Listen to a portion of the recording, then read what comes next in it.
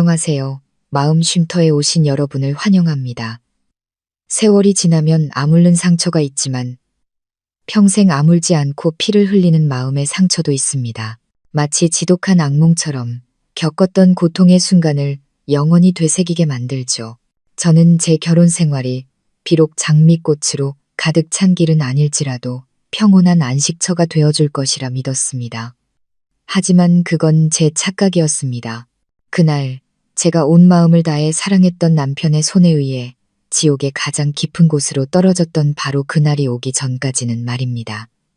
그제야 저는 깨달았습니다. 제가 지금까지 사람과 함께 살았던 것이 아니라 악마와 한 침대를 쓰고 있었다는 끔찍한 사실을요. 창밖으로 들려오는 요란한 엔진 소리와 시끄러운 경적 소리가 뒤섞이고 거대한 구렁이가 도시를 삼키려는 듯 차량의 행렬이 도로를 가득 메웠습니다. 저는 낡은 스쿠터에 앉아 타는 듯한 초조함에 속을 태우고 있었습니다. 시계는 이미 저녁 7시를 가리키고 있었습니다. 평소 퇴근 시간보다 1시간이나 늦은 시각이었죠. 다리 위에서 일어난 연쇄 추돌 사고 때문에 30분이면 충분했던 저의 퇴근길은 몇 시간 동안 이어지는 끔찍한 고문이 되어버렸습니다. 저는 알고 있었습니다. 집에는 지금 밖의 혼란보다 훨씬 더 무서운 분노가 저를 기다리고 있다는 것을요. 제 이름은 이서연, 올해 30살의 평범한 회사원입니다. 월급은 그저 입에 풀칠할 정도죠. 남편 강진우는 저보다 2살 많고 작은 회사의 영업팀 과장입니다. 저희는 시부모님 그리고 시누이와 함께 서울 근교의 낡은 빌라에서 살고 있습니다. 지난 5년간의 제 시집살이는 인내라는 2글자로 요약할 수 있습니다. 좁은 주차 공간에 겨우 스쿠터를 밀어넣고 숨을 돌릴 틈도 없이 시어머니 박 여사의 날카로운 목소리가 집안에서부터 들려왔습니다. 이제 오냐? 어딜 싸돌아다니다가 이제야 낯짝을 들이밀어? 너 때문에 온 식구가 굶고 있는 거 안 보여? 계집애가 무책임하기 짝이 없고 어른 무서운 줄을 몰라. 저는 지친 몸을 이끌고 집 안으로 들어가며 애써 설명했습니다.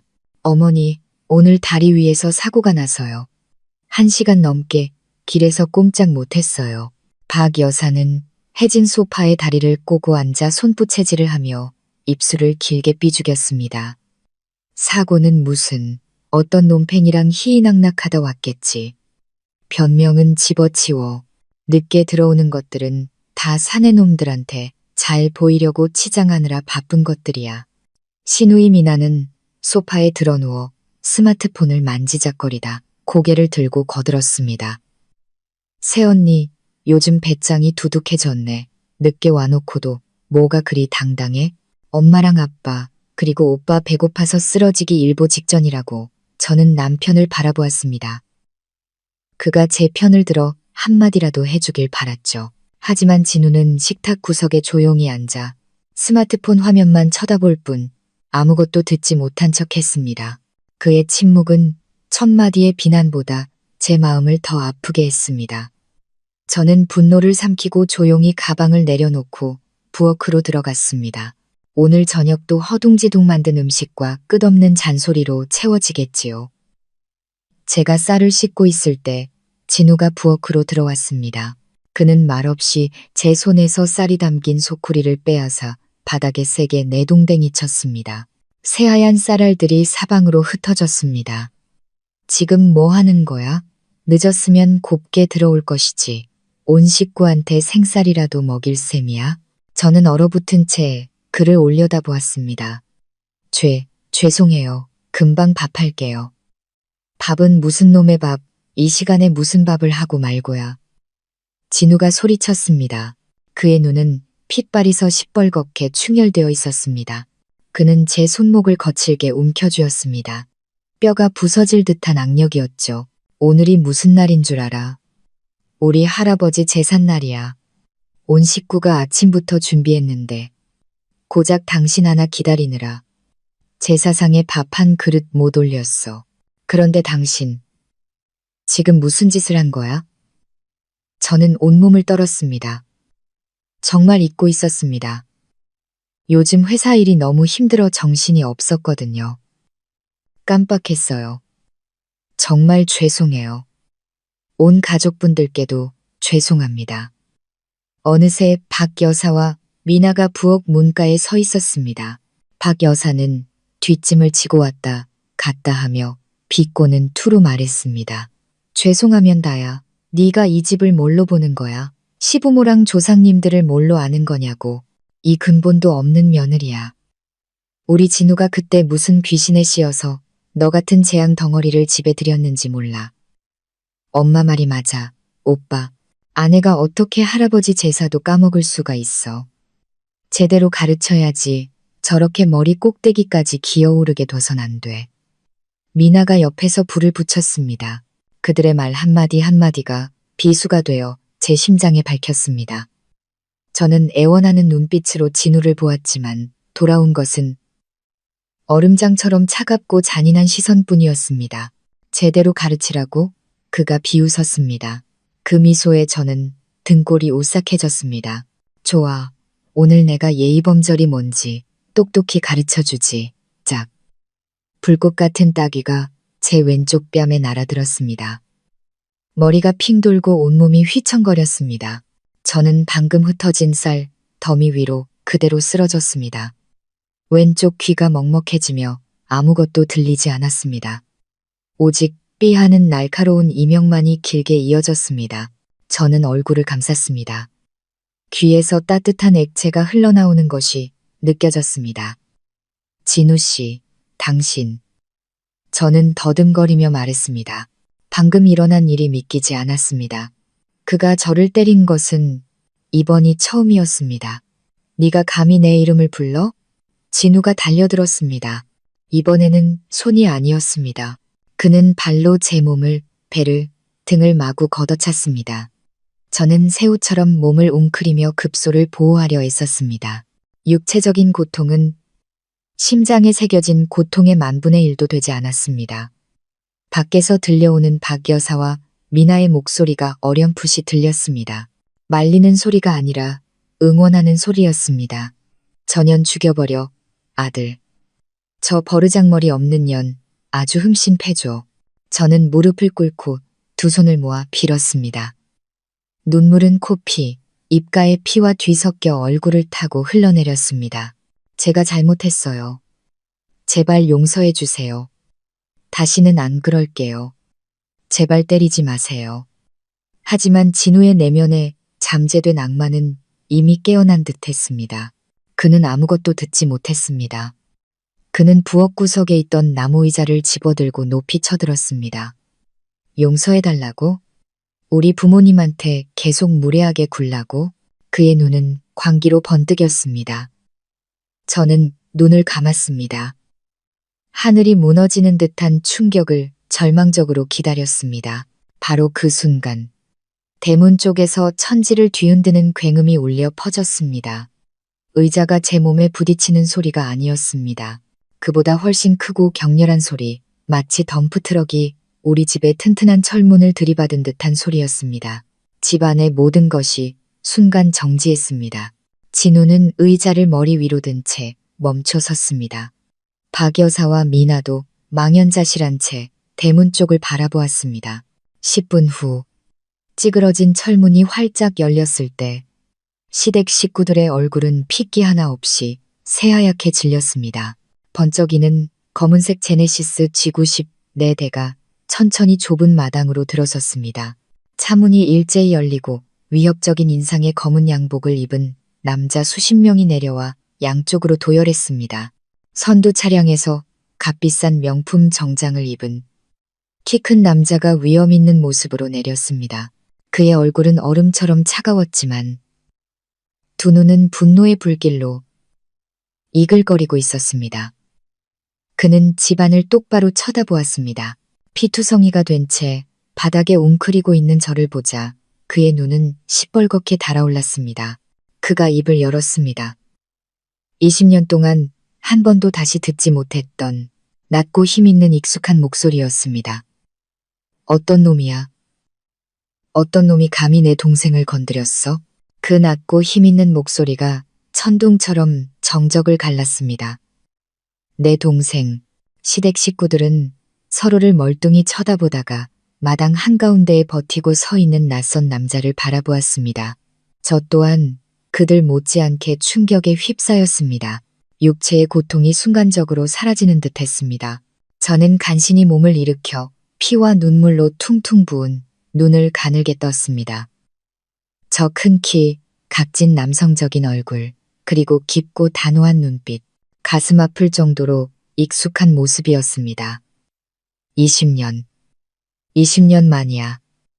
현준, 오빠. 저는 속삭였습니다. 제 목소리는 너무나 희미해서 제 귀에도 잘 들리지 않았습니다. 그 남자, 이현준. 제 하나뿐인 오빠. 오래전 가족의 비극 이후 실종되어 먼 곳에서 죽었을 거라고 생각했던 오빠가 지금 제 눈앞에 서 있었습니다. 그는 폭풍처럼 집 안으로 뛰어들어왔습니다. 저의 비참한 몰골을 똑똑히 본 그의 얼굴은 고통과 분노로 일그러졌습니다. 그의 눈에 타오르는 분노의 불길은 모든 것을 태워버릴 것만 같았습니다.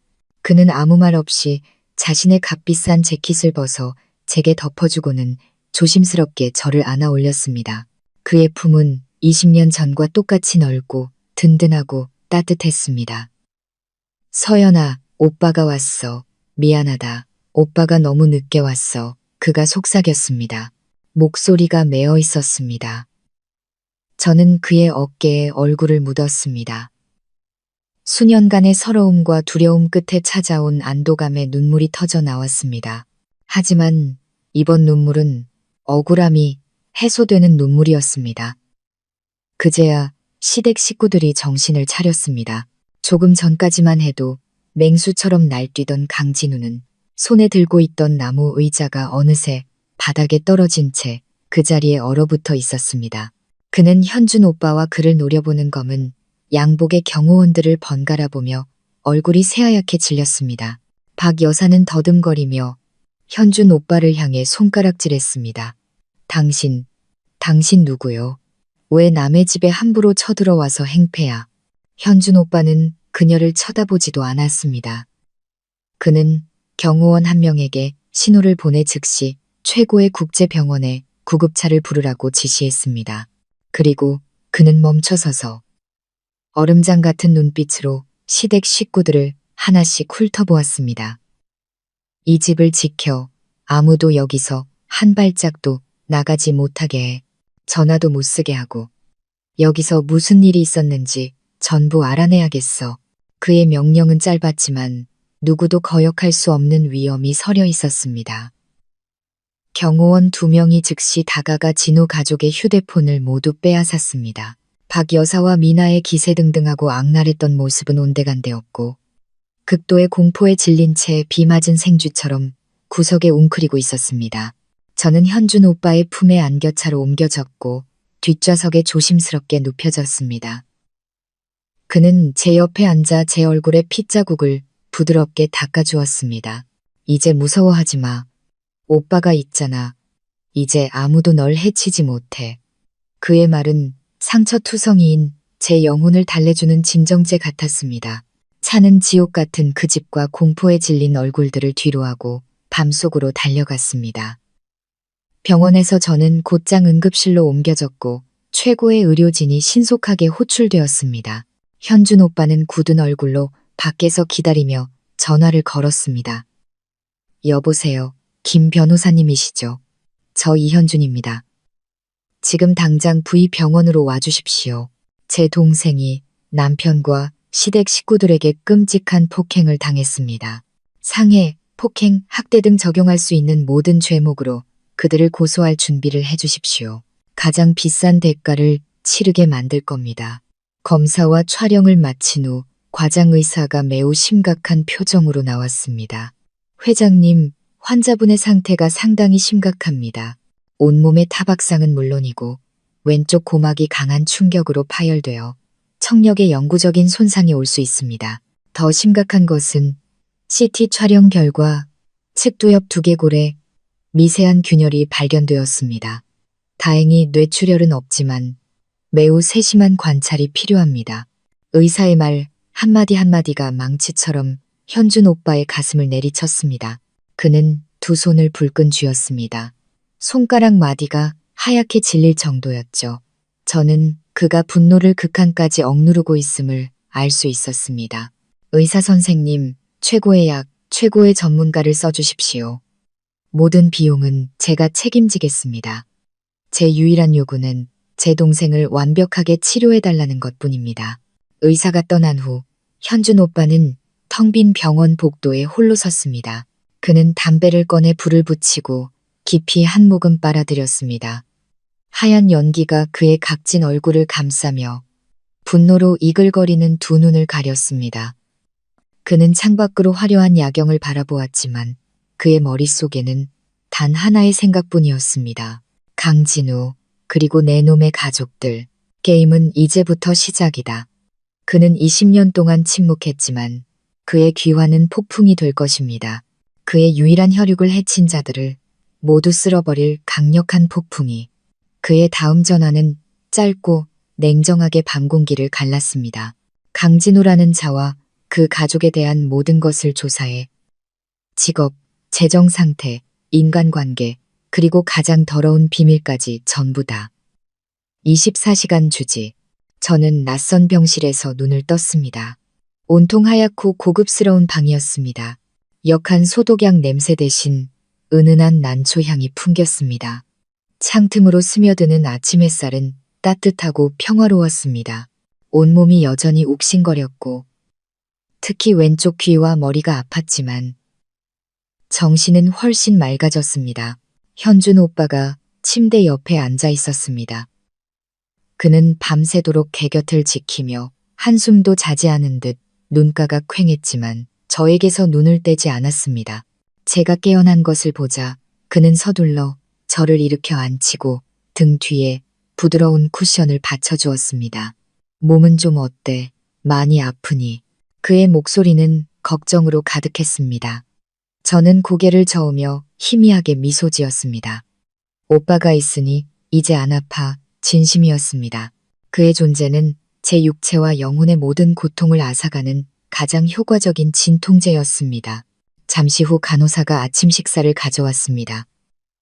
김이 모락모락 나는 향긋한 전복죽이었습니다. 이렇게 영양가 있는 음식은 처음 먹어보는 것 같았습니다. 지난 5년간 제 아침은 마른 식빵 조각이나 출근 전에 허겁지겁 먹는 찬밥이 전부였으니까요.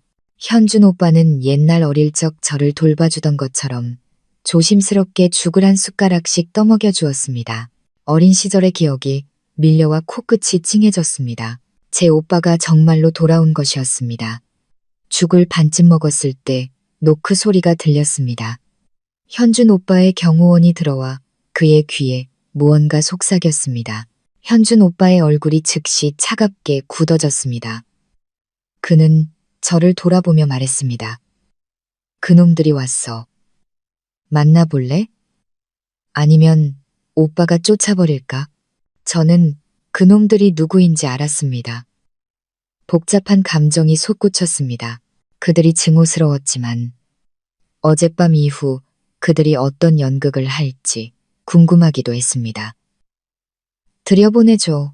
오빠, 무슨 말을 하는지 들어보고 싶어. 현준 오빠는 고개를 끄덕였습니다. 알았어. 하지만 내가 여기 있을 거야. 다시는 그들이 널 상처 입히게 두지 않을 거야. 병실 문이 열리고 강진우와 박 여사가 미나를 데리고 들어왔습니다. 어젯밤의 기세등등하고 오만한 모습은 온데간데 없었습니다. 진우는 낡은 옷을 입고 머리는 헝클어져 있었으며 얼굴은 초췌했습니다. 박 여사는 눈이 퉁퉁 부은 채 값싸 보이는 과일 바구니를 들고 있었습니다. 미나는 고개를 푹 숙인 채 아무도 쳐다보지 못했습니다. 저를 보자마자 박 여사는 와락 울음을 터뜨렸습니다.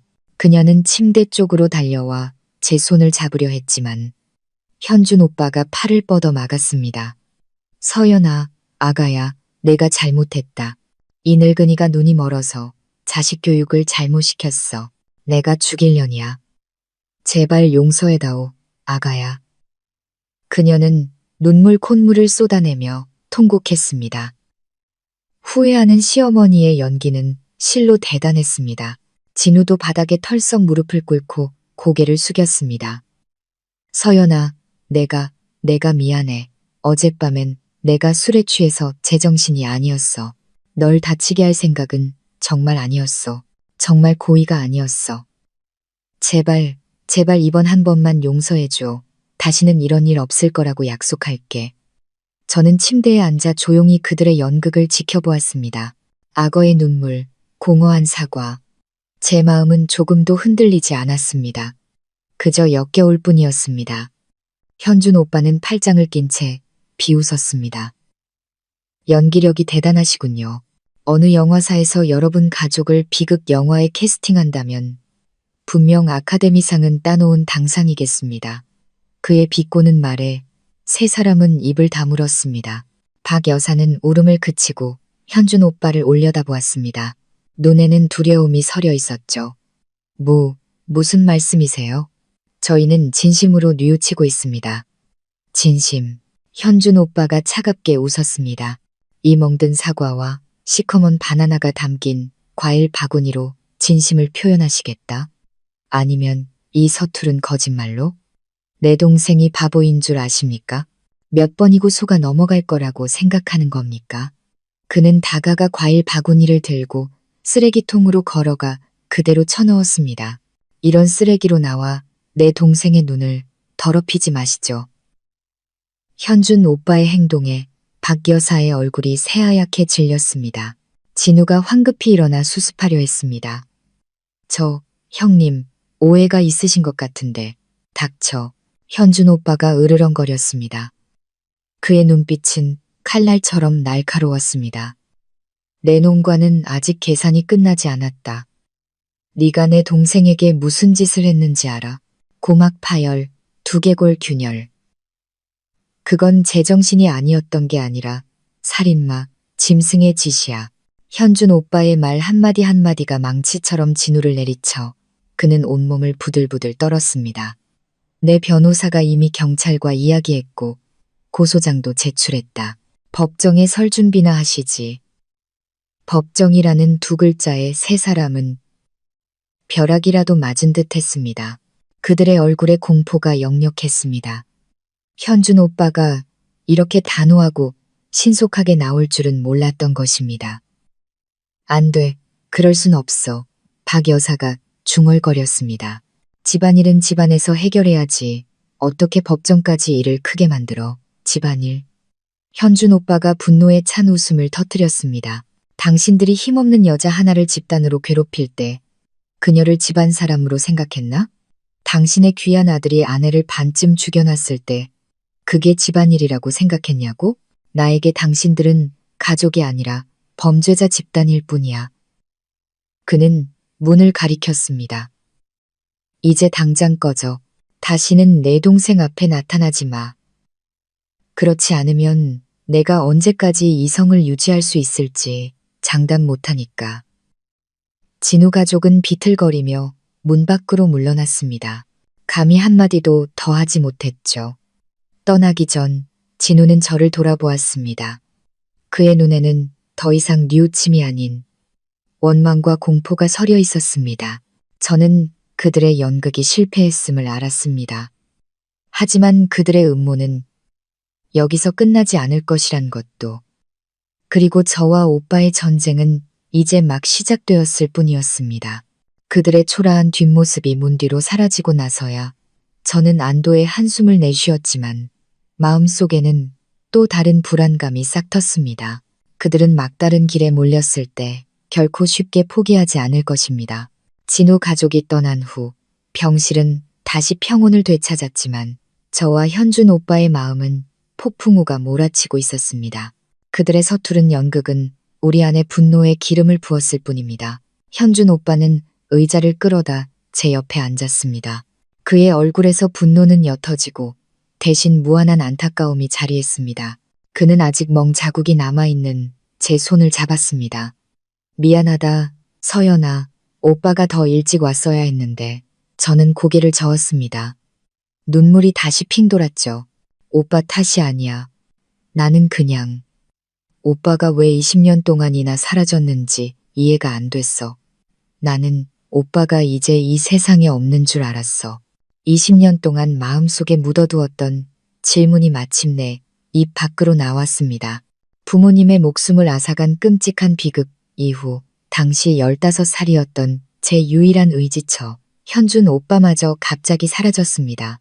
10살의 저는 순식간에 세상에 홀로 남겨진 고아가 되었죠. 현준 오빠는 한동안 말이 없었습니다. 그의 눈은 창밖 먼 곳을 응시하며 세월 속의 빛바랜 기억의 조각들을 더듬는 듯 했습니다. 그리고 그는 이야기를 시작했습니다. 그의 목소리는 낮고 차분했지만 한마디 한마디에 지울 수 없는 고통이 배어 있었습니다. 그날 비보를 듣고 나는 정신을 잃었어. 깨어나 보니 큰아버지 댁이더군. 어른들은 네가 아직 너무 어려서 돌볼 수 없으니 외가 쪽 먼 친척이 널 데려가 키우기로 했다고 말했어. 거짓말이에요. 저는 씁쓸하게 말을 끊었습니다. 외가 친척은 없었어요. 저는 보육원으로 보내졌어요. 그러다 시골의 한 가정에 입양됐는데 그들은 저를 식모처럼 부렸어요. 18살이 되어서야 겨우 그곳에서 벗어날 수 있었어요. 현준 오빠는 제 손을 더 꽉 잡았습니다. 그의 눈에는 후회와 분노가 서려 있었습니다. 이제야 알았어. 이제야 모든 걸.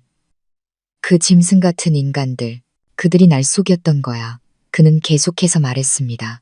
그때 난 너무 어렸고 부모님의 죽음으로 인한 충격이 너무 컸어. 그래서 그들의 말을 믿었지. 일주일 뒤 큰아버지는 미국의 한 자선단체에서 내 유학을 후원해주기로 했다고 했어. 그게 내가 밝은 미래를 가질 수 있는 최선의 방법이라고. 그들은 계속 연락하며 내 소식을 전해주겠다고 약속했지. 난 가기 싫었어. 널 찾기 위해 남고 싶었어. 하지만 그들은 나를 강요했어. 그게 부모님의 유언이었다고. 부모님은 항상 내가 훌륭하게 공부해서 성공하길 바라셨다고 말이야. 그렇게 15살의 나는 어린 여동생에게 작별 인사 한마디 못한 채 비행기에 실려 낯선 나라로 보내졌어. 미국에서의 첫 몇 년은 지옥 같았어. 새로운 언어, 새로운 환경에 적응하면서 생활비를 벌기 위해 온갖 꾸준히를 해야 했지. 내가 보낸 편지에는 단 한 번도 답장이 없었고 전화는 번번이 핑계를 대며 끊겼어. 그렇게 서서히 연락이 완전히 끊겨버렸지. 나는 죄책감과 외로움 속에서 살았어.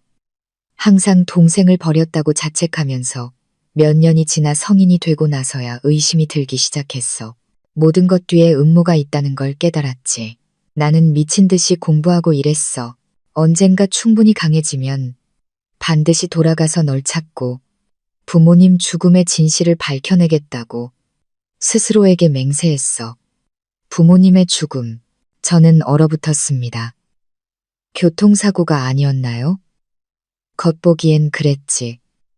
현준 오빠의 목소리가 싸늘해졌습니다. 하지만 내가 절대 잊을 수 없는 한 가지가 있어. 사고가 나던 날 아침, 아버지는 어머니께 브레이크가 좀 이상하다고 불평하셨어. 주말에 정비소에 가봐야겠다고 하셨지. 하지만 아버지께는 그럴 기회가 없었어.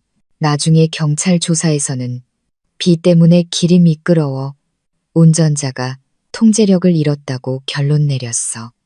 브레이크에 대한 언급은 전혀 없었지. 등골을 타고 차가운 기운이 흘렀습니다.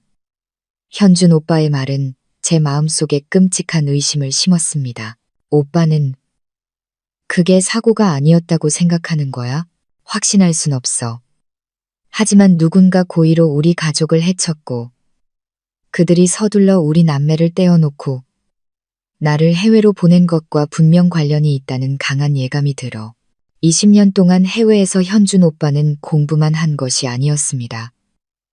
그는 거대한 사업을 일궈냈습니다. 허드레시를 하던 소년에서 여러 국가의 지사를 둔 대형 투자그룹의 회장이 된 것입니다. 그는 진정으로 강하고 권력 있는 용이 되어 돌아왔습니다. 그리고 이제 내가 돌아왔어. 2달 전에 오자마자 바로 사람을 풀어 널 찾기 시작했지. 하지만 네가 보육원을 떠난 후에 정보는 거의 없었어. 그러다 어제 내 사람들이 우연히 네가 강진우와 결혼했다는 사실과 집 주소를 알아냈지. 오늘 아침에 널 찾아갈 생각이었는데. 설마. 그는 안타까운 눈빛으로 저를 바라보았습니다. 이런 상황에서 널 만나게 될 줄은 몰랐어. 서연아, 약속할게. 너를 위한 정의를 되찾는 것뿐만 아니라 부모님 사건을 다시 파헤쳐서 모든 것의 배후에 있는 놈을 반드시 찾아낼 거야. 그놈이 누구든 반드시 대가를 치르게 만들겠어. 저는 오빠를 힘껏 껴안았습니다. 다시 눈물이 흘렀습니다.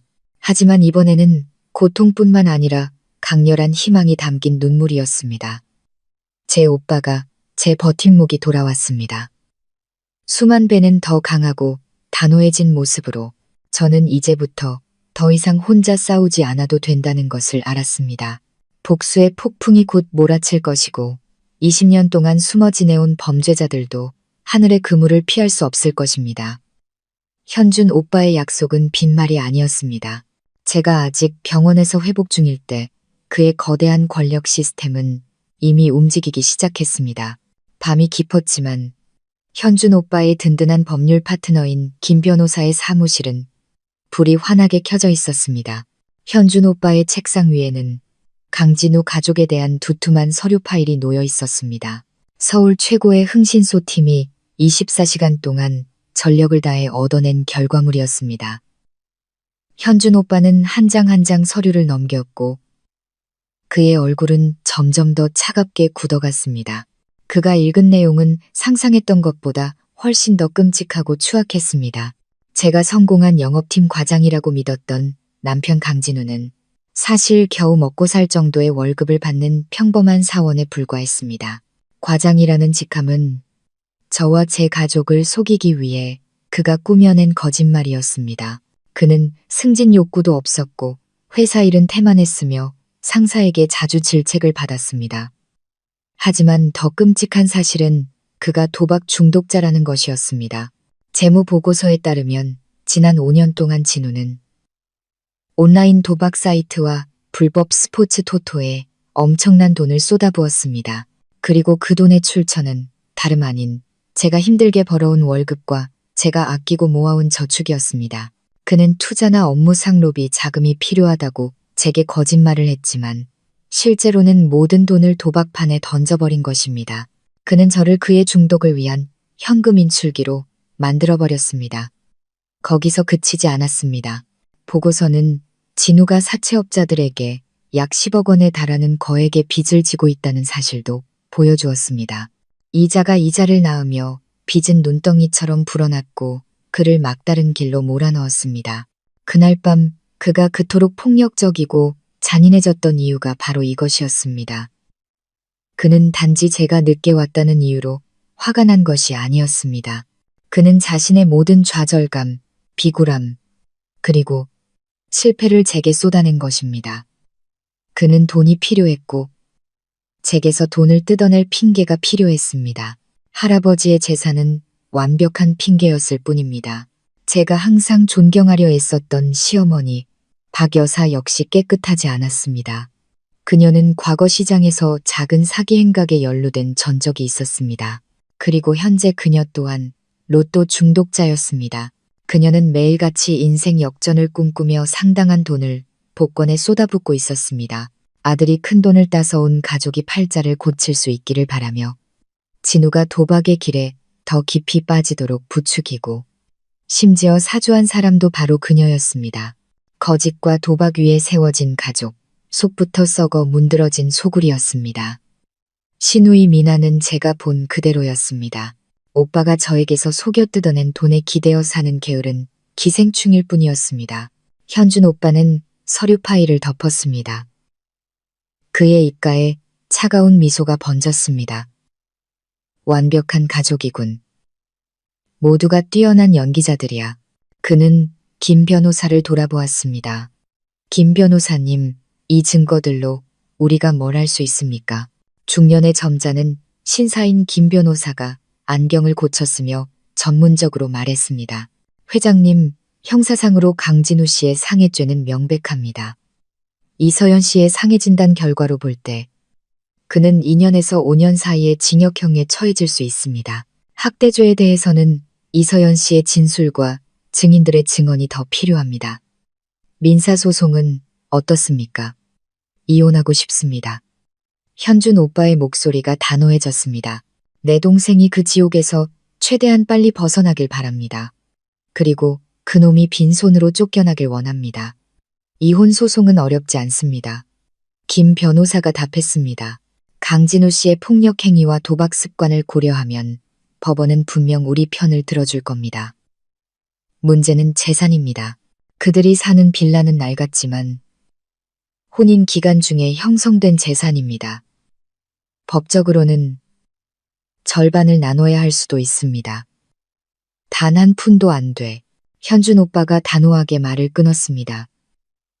내 동생을 학대한 놈에게 벽돌 한 장이라도 나눠주고 싶지 않아. 무슨 수를 써서라도 막아주시오.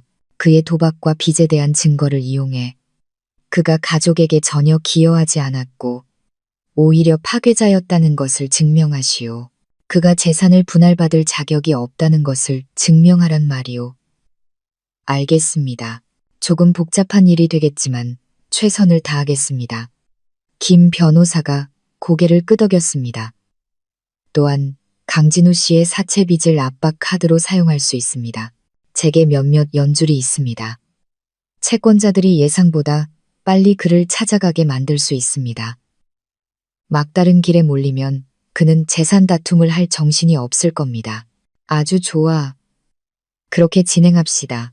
현준 오빠가 말했습니다. 그놈도 막다른 골목에 몰리는 기분. 내 동생이 겪어야 했던 절망감을 맛보게 하고 싶어. 회의가 끝났을 때는 이미 밤이 깊었습니다. 현준 오빠는 집으로 가지 않고 병원으로 돌아왔습니다. 그는 제 곁에서 제 잠을 지켜주고 싶어 했습니다. 그는 조용히 병실로 들어왔습니다. 저는 여전히 잠들어 있었습니다. 숨소리는 규칙적이었고 얼굴의 상처는 붓기가 좀 가라앉았지만 여전히 잔인한 폭력의 흔적이 남아 있었습니다. 그는 의자를 끌어다 앉아 조용히 저를 바라보았습니다. 어릴 적 그 작고 귀여웠던 여동생의 얼굴에 이제는 삶의 피로와 슬픔이 새겨져 있었습니다. 그는 자책했습니다. 만약 내가 더 일찍 돌아왔더라면, 만약 내가 더 일찍 너를 찾았더라면 아마 너는 이런 고통을 겪지 않았을 텐데. 그는 손을 뻗어 제 뺨에 흐트러진 머리카락을 부드럽게 쓸어 넘겼습니다. 서연아, 푹 자렴. 모든 게 괜찮아질 거야. 이제부터는 아무도 널 괴롭히지 못해. 오빠가 약속할게. 그의 조용한 약속이 고요한 병실에 울려 퍼졌습니다. 자신의 가장 소중한 보물을 지키기 위해 모든 힘을 다할 준비가 된 한 마리의 용의 약속이었습니다. 그는 이 싸움이 진 후 가족을 처벌하는 것에서 끝나지 않을 것임을 알고 있었습니다. 그것은 어두운 과거를 파헤치고 부모님의 정의를 되찾기 위한 싸움이기도 했습니다. 그리고 그는 준비가 되어 있었습니다. 일주일 후 저는 퇴원했습니다. 머리와 귀의 상처가 완전히 회복되려면 시간이 더 필요했지만 정신적으로는 훨씬 좋아졌습니다. 현준 오빠는 제가 그 끔찍한 기억으로 가득한 낡은 빌라로 돌아가게 하지 않았습니다. 그는 저를 강남 중심부의 초고층 빌딩 최상층에 있는 자신의 펜트하우스로 데려갔습니다. 그곳에 처음 들어섰을 때 저는 정말 압도당했습니다. 사방이 통유리로 되어 있어 화려한 서울의 전경을 한눈에 볼 수 있는 거대한 아파트였습니다. 인테리어는 미니멀리즘 스타일이었지만 매우 세련되고 값비싼 것들로 가득했습니다. 모든 것이 스마트 기술로 제어되었죠. 이제부터 여기가 내 집이야. 현준 오빠가 제 짐을 내려놓으며 말했습니다. 아무 걱정 말고 여기서 푹 쉬면서 몸조리 잘해. 그 후 며칠 동안 저는 정말 공주처럼 지냈습니다. 현준 오빠는 저를 돌보기 위해 가사도우 및 팀과 전속 요리사를 고용했습니다. 매일 저는 가장 맛있고 영양가 있는 음식을 먹었습니다. 집을 청소하고 옷을 세탁해주는 사람이 있었기에 저는 손 하나 까딱할 필요가 없었습니다. 현준 오빠의 세심한 보살핌 덕분에 제 몸은 빠르게 회복되었습니다. 하지만 그는 제가 회복해야 할 것이 육체뿐만 아니라 정신이라는 것도 알고 있었습니다. 배신과 폭력으로 인한 마음의 상처는 너무나 큰 그림자를 남겼습니다. 저는 소심하고 자신감이 없었으며 낯선 사람과 대화하는 것을 꺼렸습니다. 큰 소리가 나거나 누군가 갑자기 손을 들면 깜짝 놀라 공포에 질리곤 했습니다. 그런 제 모습을 보며 현준 오빠의 마음은 찢어질 듯 아팠습니다. 그는 제가 계속해서 그런 껍질 속에 갇혀 살게 둘 수 없다고 생각했습니다. 그는 제가 변신할 수 있도록 도와야겠다고 결심했습니다. 어느 날 아침 현준 오빠는 40대쯤으로 보이는 한 여성과 함께 제 방으로 들어왔습니다. 그녀는 매우 세련된 옷차림에 자신감과 전문성이 넘쳐 보였습니다. 서연아, 이분은 마이 선생님이셔. 이미지 컨설팅 전문가이시자 내가 아주 신뢰하는 심리 상담가이시기도 해. 오늘부터 이분이 널 도와주실 거야. 저는 마이 선생님을 멍하니 바라보며 오빠가 무슨 생각을 하는지 이해할 수 없었습니다. 마이 선생님은 제게 따뜻하고 이해심 많은 미소를 지어 보였습니다. 안녕하세요, 서연 씨. 현준 씨에게 이야기 많이 들었어요. 그 모든 일을 겪어낸 서연 씨는 정말 강한 분이에요. 이제 제가 서연 씨 자신을 되찾는 걸 도와줄게요. 저의 변신 프로젝트는 그렇게 시작되었습니다. 마이 선생님이 가장 먼저 한 일은 제 옷이나 머리 스타일을 바꾸는 것이 아니었습니다. 그녀는 몇 시간이고 저와 대화를 나누었습니다. 그녀는 제 삶에 대한 이야기, 고통과 두려움에 대한 이야기를 들어주었습니다.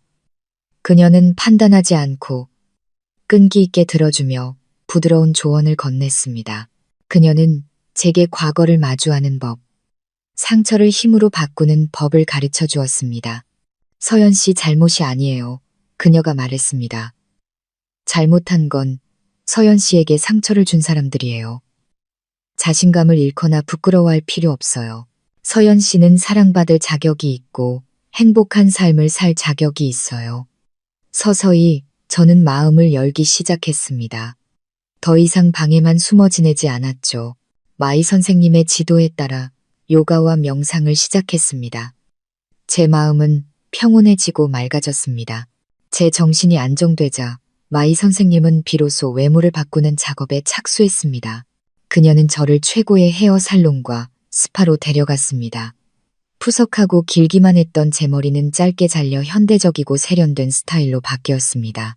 창백하고 피곤했던 피부는 세심한 관리를 통해 매끄럽고 생기 있게 변했습니다.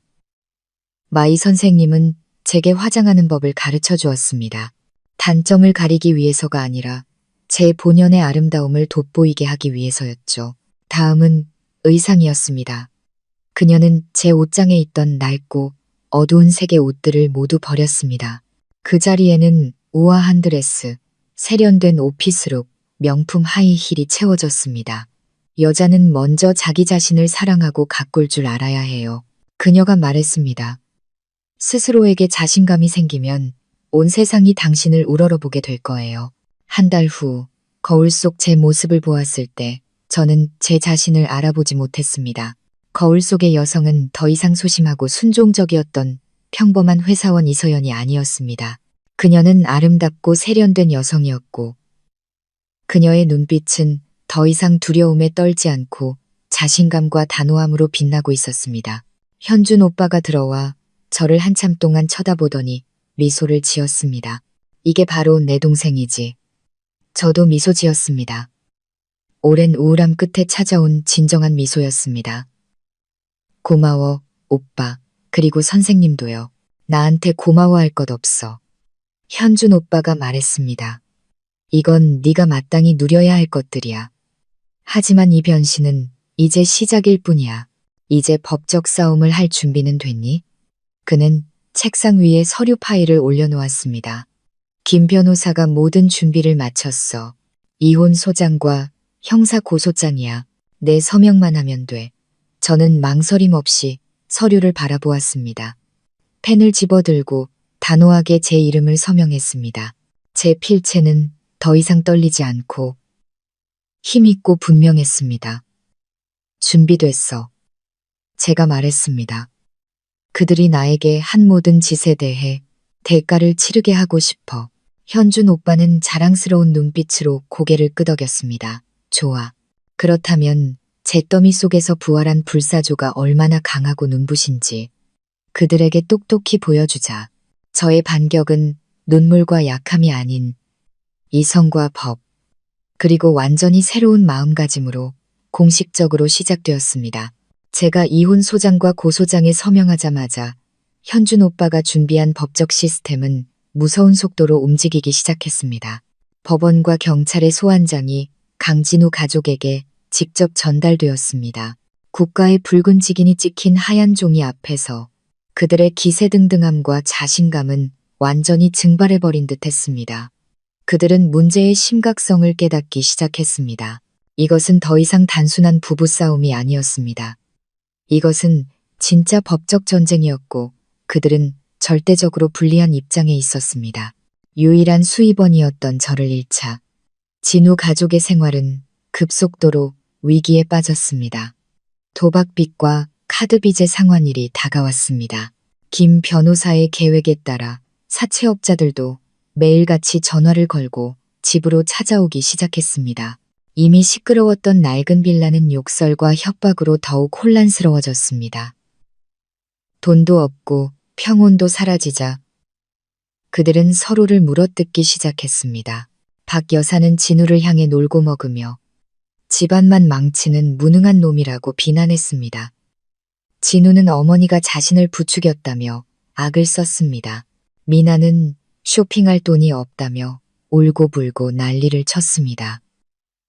그들이 저를 위해 만들었던 지옥이 이제 그들 자신을 덮치고 있었습니다. 혼란 속에서 그들은 어리석게도 자신들이 버렸던 구명줄, 바로 저를 다시 떠올렸습니다. 제 휴대폰이 끊임없이 울리기 시작했습니다. 처음에는 부재중 전화였고 그 후에는 문자들이 쏟아졌습니다. 저는 답장하지 않고 조용히 모든 것을 변호사에게 증거로 넘겼습니다. 그들의 문자 내용은 협박, 애원, 그리고 책임 전가가 뒤섞인 혼돈 그 자체였습니다. 박 여사 이서연, 당장 돌아오지 못해. 이 집안이 망해야 속이 시원하겠냐. 고소 취하 안 하면 내가 가만 안 둘 줄 알아. 미나 새언니 화난 건 알지만 제발 돌아와요. 엄마가 아파요. 오빠는 매일 빚쟁이들한테 시달리고요. 새언니가 우리 가족을 구해줘요. 돌아오기만 하면 제가 뭐든지 다 할게요. 강진우 서연아, 내가 잘못했어. 정말 후회하고 있어. 나한테 한 번만 더 기회를 줄 수 없을까? 고소 취하해줘. 우리 다시 시작하자. 다시는 너한테 손대지 않겠다고 약속할게. 열심히 일해서 너 먹여 살릴게. 제발. 그들의 말은 더 이상 제게 고통을 주지 않았습니다. 그저 우습고 경멸스러울 뿐이었습니다. 다시 시작하자고? 그 인간, 그 가족의 본성이 과연 변할 수 있을까? 저는 답이 아니오라는 것을 알고 있었습니다. 하지만 현준 오빠와 김 변호사는 다른 계획을 가지고 있었습니다. 그들은 이것이 더 많은 증거를 수집하고 그들이 스스로 함정에 더 깊이 빠지게 만들 절호의 기회라고 생각했습니다. 서연아, 그들에게 희망을 조금 주는 게 좋겠어. 현준 오빠가 회의 중에 말했습니다. 가짜 희망을 말이야. 네가 아직 미련이 남아서 흔들릴 수 있다고 생각하게 만들어. 그들은 지금 막다른 골목에 몰려 있어. 아무리 가느다란 동아줄이라도 붙잡으려 할 거야. 그게 무슨 뜻이야, 오빠? 제가 되물었습니다. 김 변호사가 설명했습니다. 이서연 씨가 마음 약한 척 연기를 하는 겁니다. 강진우 씨에게 답장을 보내세요. 아직 생각 중이고 시간이 필요하다고 말하는 겁니다. 그리고 나서 제대로 이야기하기 위해 만나자고 제안하세요. 우리는 그 만남에서 강진우 씨가 당신을 붙잡기 위해 온갖 약속을 하고 심지어 자신의 진심을 증명하기 위해 다른 비밀들까지 털어놓을 것이라고 확신합니다. 그리고 물론 그 모든 대화는 녹음될 겁니다. 이 계획은 다소 위험해 보였지만 저는 현준 오빠와 김 변호사의 계산을 믿었습니다. 저는 이 마지막 연극을 끝까지 해내기로 결심했습니다. 저는 진우에게 문자를 보냈습니다. 생각할 시간이 필요해요. 모든 게 너무 갑작스러웠어요. 이번 주말에 만나서 이야기할 수 있을까요? 우리 둘만요. 제 문자를 받은 진우는 마치 금덩이라도 발견한 듯 했습니다. 그는 망설임 없이 즉시 동의하는 답장을 보냈습니다. 그는 느끼한 말을 덧붙이는 것도 잊지 않았습니다. 그럴 줄 알았어. 네가 아직 날 사랑하는 거 알고 있었어. 언제 어디서든 널 기다릴게. 저는 아무런 감정 없이 문자를 읽었습니다. 그가 사랑하는 것은 제가 가져다 줄 수 있는 안정과 돈뿐이었습니다. 약속은 토요일 오후 서초구의 한 조용한 가든 카페에서 잡혔습니다. 공공장소이면서도 사적인 공간이 있어 녹음하기에 이상적인 장소였습니다. 저는 이것이 팽팽한 심리전이 될 것임을 알고 있었습니다. 망설이는 아내 역할을 연기해야 할 뿐만 아니라 그가 스스로에게 불리한 말을 하도록 능숙하게 대화를 유도해야 했습니다. 저는 창밖을 내다보았습니다. 서울의 날씨는 여전히 화창했지만 또 다른 폭풍이 조용히 몰려오고 있었습니다. 이번에는 제가 폭풍을 피해 도망치는 사람이 아니라 폭풍을 만들어내는 사람이었습니다. 저의 연극은 곧 막을 내릴 것이고 저는 가장 화려한 마지막 장면을 위해 모든 준비를 마쳤습니다. 제가 진우와의 결정적인 만남을 준비하는 동안 현준 오빠는 조금도 쉬지 않았습니다. 그는 진우 가족을 완전히 무너뜨리고 저를 위한 절대적인 정의를 되찾기 위해서는 그의 폭행죄를 처벌하는 것만으로는 부족하다는 것을 알고 있었습니다. 그는 더 깊이 파고들어야 했고 모든 범죄의 뿌리를 찾아내야 했습니다. 그리고 그것은 그를 20년 전 우리 부모님의 목숨을 앗아간 끔찍한 교통사고로 다시 이끌었습니다. 오빠로서의 직감, 아버지의 브레이크에 대한 불평, 그 모든 것이 현준 오빠에게 그것이 우연한 사고가 아니었음을 속삭이고 있었습니다. 그는 과거의 비극과 현재 저를 해치고 있는 자들 사이에 어떤 연결고리가 있을 것이라고 믿었습니다. 그 연결고리가 아무리 희미하다 할지라도 말입니다. 현준 오빠는 자신의 최고의 조사팀을 동원했습니다. 시간의 먼지가 쌓인 기록들을 파헤칠 능력이 있는 사람들이었죠. 그들은 가장 적은 정보에서부터 시작했습니다. 경찰의 사고 보고서, 사건을 다룬 몇몇 낡은 신문기사, 모든 것이 단순한 결론을 가리키고 있었습니다. 비로 인한 미끄러운 길 때문에 발생한 사고, 의심스러운 점은 없었습니다. 하지만 현준 오빠는 포기하지 않았습니다. 그는 팀에게 한 가지 세부 사항에 집중하라고 지시했습니다. 바로 그 차, 낡은 현대 소나타였습니다. 그들은 아버지가 정기적으로 차를 정비하던 카센터를 찾아냈습니다. 다행히도 나이든 카센터 사장님은 아직 살아계셨고 아버지를 어렴풋이 기억하고 있었습니다. 이 회장님. 두 분 아버지는 아주 꼼꼼한 고객이셨죠. 사장님은 제 가족의 낡은 사진을 보고 나서야 기억을 더듬었습니다. 정비 시기가 되면 항상 제 시간에 차를 가져오셨어요. 마지막으로 오셨을 때가 똑똑히 기억납니다. 사고 나기 일주일 전쯤이었는데 모든 게 정상이었어요. 특히 브레이크 시스템은 제가 아주 꼼꼼하게 점검했고요. 카센터 사장님의 증언은 현준 오빠의 의심을 더욱 굳혔습니다. 브레이크가 꼼꼼히 점검되었다면 아버지는 왜 그것에 대해 불평했을까? 당시 카센터에서 일했던 정비사 명단을 추적하던 조사팀은 김철수라는 이름을 발견했습니다. 주목할 점은 김철수 씨가 사고 직후 일을 그만두고 다른 곳으로 이사하며 모든 연락을 끊었다는 것이었습니다. 너무나 의심스러운 우연의 일치였죠. 김철수 씨의 행방을 좇는 추적이 시작되었습니다. 며칠 동안 희미한 단서들을 따라간 끝에 그들은 마침내 그를 찾아냈습니다. 김철수 씨는 이제 경기도 외곽의 한적한 시골 마을에서 홀로 사는 초라한 노인이 되어 자전거 수리로 하루하루를 근근히 살아가고 있었습니다. 현준 오빠의 조사팀이 찾아갔을 때 김철수 씨는 극도로 겁에 질린 모습을 보였습니다. 처음에는 아무것도 모른다, 기억나지 않는다고 딱 잡아댔습니다. 하지만 그들이 우리 부모님의 사진을 보여주고 사고의 세부 사항을 다시 언급하자 그의 얼굴색이 변했습니다. 설득과 약간의 심리적 압박 끝에 마침내 20년의 침묵을 깨고 김철수 씨는 진실을 말하기로 결심했습니다. 눈물이 그렁그렁한 채 그는 떨리는 목소리로 고백했습니다. 제가 죄인입니다. 죄송합니다. 그들이 저를 협박했어요. 그는 사고가 나기 며칠 전 낯선 남자가 자신을 찾아왔다고 말했습니다. 그 남자는 왼쪽 뺨에 긴 흉터가 있었고 매우 험상궂게 생겼다고 했습니다. 그는 김 씨에게 큰돈과 아버지의 사진을 주며 한 가지 일을 시켰다고 합니다. 바로 아버지가 곧 정비하러 가져올 소나타의 브레이크 시스템을 망가뜨리라는 것이었습니다. 그놈이 저를 협박했어요. 김철수 씨는 흐느꼈습니다. 만약 시키는 대로 하지 않거나 경찰에 신고하면 우리 가족이 무사하지 못할 거라고 했어요. 그때 아내가 몹시 아팠고 아이들은 어렸어요. 저는 두려워서 그놈이 시키는 대로 했습니다. 그는 브레이크 오일 호스에 나사 몇 개를 몰래 헐겁게 해놓았다고 했습니다. 매우 교묘한 수법이었죠. 즉시 브레이크가 고장 나는 것이 아니라 브레이크 오일이 서서히 새어나가게 만드는 것이었습니다.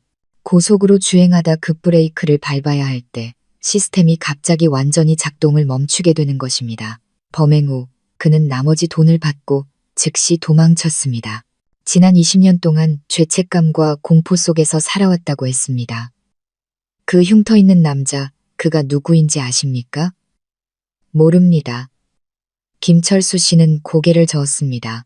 하지만 그놈이 떠날 때 다른 남자가 와서 그를 데려가는 걸 봤어요. 그 사람은 낯이 익었는데 아마 같은 동네 사람이었던 것 같아요.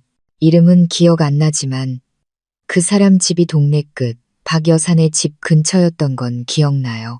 박 여산의 집 근처. 조사팀의 머릿속에 번개가 쳤습니다. 강진우의 어머니 박 여사, 작은 시골 마을, 얽히고 설킨 인간관계. 과연 어떤 연관이 있을까? 그들은 즉시 돌아가 진우 가족의 과거, 특히 그의 죽은 아버지에 대해 깊이 파고들기 시작했습니다. 그리고 또 하나의 끔찍한 진실이 드러났습니다.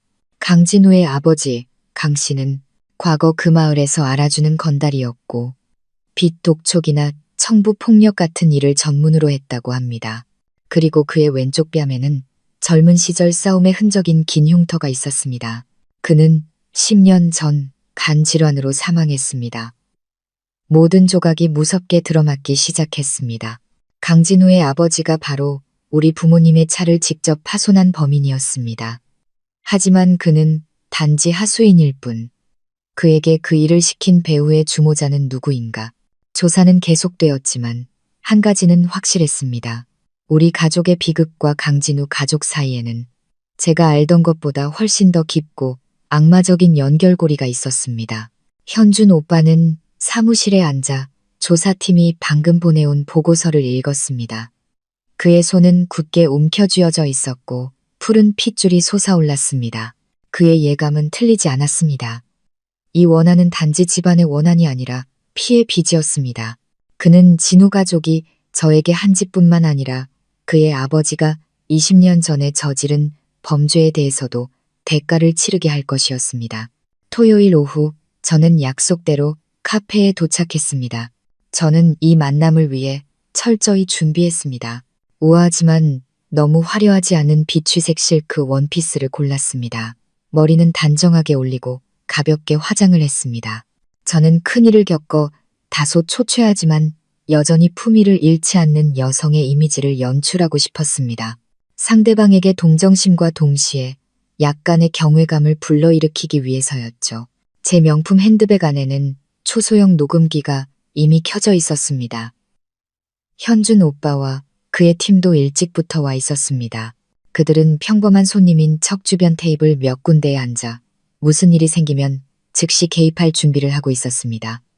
진우는 10분 늦게 도착했습니다. 자신의 가치를 보여주려는 의도적인 행동이었죠. 그는 카페 안으로 들어와 주위를 둘러본 뒤 제 테이블로 다가왔습니다. 그도 꽤 멋을 냈지만 얼굴에 드리운 피로와 불안감은 감추지 못했습니다. 아마 지난 며칠간 그의 삶도 쉽지 않았을 것입니다. 왔어? 그는 의자를 끌어당겨 앉으며 억지 미소를 지었습니다. 미안, 일이 좀 있어서 늦었네. 저는 아무 말 없이 가볍게 고개를 끄덕이고 창밖을 바라보며 무심하고 슬픈 표정을 지었습니다. 저의 침묵에 그는 다소 당황한 듯 했습니다. 그는 커피 2잔을 주문하고 독백을 시작했습니다. 서연아, 며칠 동안 정말 많이 생각했어. 내가 잘못했어. 정말 많이. 나는 내 사랑과 희생을 받을 자격이 없어. 나는 쓰레기고 남편 같지도 않은 놈이야. 그는 동정심을 얻기 위한 흔한 심리전인 자기 비하와 자책으로 연극을 시작했습니다. 지금 와서 사과하는 게 너무 늦었다는 거 알아. 하지만 정말 네가 나한테 기회를 줬으면 좋겠어. 잘못을 바로잡고 너한테 보상할 마지막 기회를. 저는 여전히 침묵하며 커피잔을 가볍게 젓고 있었습니다. 저의 침묵은 그를 더욱 초조하게 만드는 듯 했습니다. 그는 몸을 앞으로 숙이며 더욱 간절한 목소리로 말했습니다. 서연아, 너 아직 나 사랑하잖아. 그렇지? 우리 5년 동안 얼마나 좋은 추억이 많았어. 내 한순간의 화 때문에 모든 걸 버리지 마. 약속할게. 맹세할게. 나 변할게. 도박도 끊고 열심히 일할게. 좋은 남편이 될게. 나중에 우리에게 아이가 생긴다면 좋은 아빠도 될게. 좋은 아빠. 저는 비웃음이 섞인 미소를 희미하게 지으며 처음으로 입을 열었습니다. 당신이 좋은 아빠가 될 수 있다고 생각해요. 당연하지. 진우는 마치 구명줄이라도 잡은 듯 황급히 대답했습니다.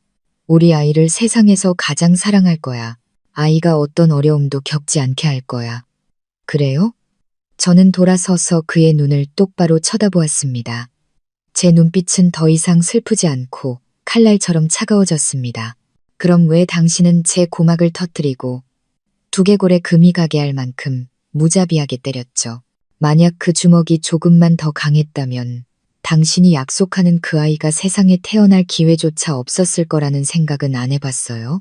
제 질문은 진우의 얼굴에 찬물을 끼얹는 것과 같았습니다. 그는 얼어붙어 더듬거렸습니다. 나는 술에 취해서 그랬다고 했잖아. 고의가 아니었어. 고의가 아니었다? 저는 차갑게 웃었습니다. 당신 어머니와 여동생이 옆에서 응원할 때도 고의가 아니었나요? 당신 온 가족이 합세해서 저를 욕하고 괴롭힐 때도 고의가 아니었고요. 강진우 씨, 더 이상 저를 바보 취급하지 마세요. 당신의 연극은 이제 충분히 봤으니까요. 저의 단호한 태도에 진우는 달콤한 말이 더 이상 통하지 않는다는 것을 깨달았습니다. 그는 전략을 바꾸기 시작했습니다. 그는 지치고 무력한 척 한숨을 쉬었습니다. 알았어, 서연아. 우리 가족이 잘못했다는 거 인정해. 우리 엄마, 내 동생, 그 사람들 생각이 좀 잘못됐어. 하지만 너도 그들을 이해해줘야 해. 시골에서 평생 사셔서 생각이 좀 좁으시잖아. 네가 성공하고 돈도 잘 버니까 조금 질투하고 의지했던 것뿐이야. 그럴 수도 있는 거잖아. 그는 상황과 가족에게 책임을 돌리며 자신을 또 다른 피해자로 만들려고 애썼습니다. 그리고 나는 한쪽은 아내고 다른 한쪽은 엄마랑 동생인데 나더러 어쩌라는 거야? 나도 정말 힘들었어. 어떻게든 중재해보려고 했는데 잘 안 됐다고. 아내가 맞는 걸 침묵으로 지켜보는 게 중재인가요? 제가 되받아쳤습니다. 그들 편에 서서 제가 모든 부당함을 참도록 강요하는 게 중재고요. 진우는 할 말이 없자 마지막 카드를 꺼내 들었습니다. 서연아, 과거 얘기는 그만하자. 응? 지난 일은 그냥 덮어두자. 너 아직 나 사랑하는 거 알아. 나도 마찬가지고 우리 모든 걸 잊고 다시 시작하자. 내가 널 데리고 여기서 떠날게. 다른 도시로 가자. 우리 둘만 새로운 삶을 시작하는 거야. 다시는 널 고생시키지 않겠다고 약속할게. 그는 손을 내밀어 제 손을 잡으려 했습니다. 그의 약속은 정말 달콤하고 낭만적으로 들렸지만 지금 제 귀에는 역겨운 거짓말로만 들렸습니다. 저는 손을 빼지 않고 그가 잡게 내버려 두었습니다. 저는 그를 올려다보며 눈물을 글썽이는 척했습니다. 정말이에요? 정말 저를 위해 모든 걸 버릴 수 있어요? 제가 마음이 약해진 것처럼 보이자 진우는 신이 나서 어쩔 줄 몰랐습니다. 물론이지. 하늘에 맹세할게. 나한테는 너만 있으면 돼. 다른 건 아무것도 중요하지 않아. 가족도요? 그래, 가족까지도. 그는 조금의 망설임도 없이 대답했습니다. 그들이 널 받아주지 않는다면 내가 그들을 버릴 거야. 잔인하고 위선적인 말이었습니다. 저는 제 덫이 닫혔다는 것을 알았습니다. 제가 마음이 흔들리는 것을 본 진우는 즉시 기세를 몰아갔습니다. 그는 웨이터를 불러 비싼 와인 한 병을 주문했습니다. 오늘은 특별한 날이야. 서연아. 그의 목소리는 훨씬 밝고 자신감에 차 있었습니다. 우리가 다시 시작하기로 결정한 날이잖아. 축하주 한잔 해야지. 저는 거절하지 않았습니다. 저는 술이 거짓말쟁이의 가면을 스스로 벗게 만드는 최고의 촉매제라는 것을 알고 있었습니다. 저는 희미하게 미소 지으며 고개를 끄덕였습니다. 하지만 전 술 잘 못 마셔요. 취할까봐 무서워요. 괜찮아.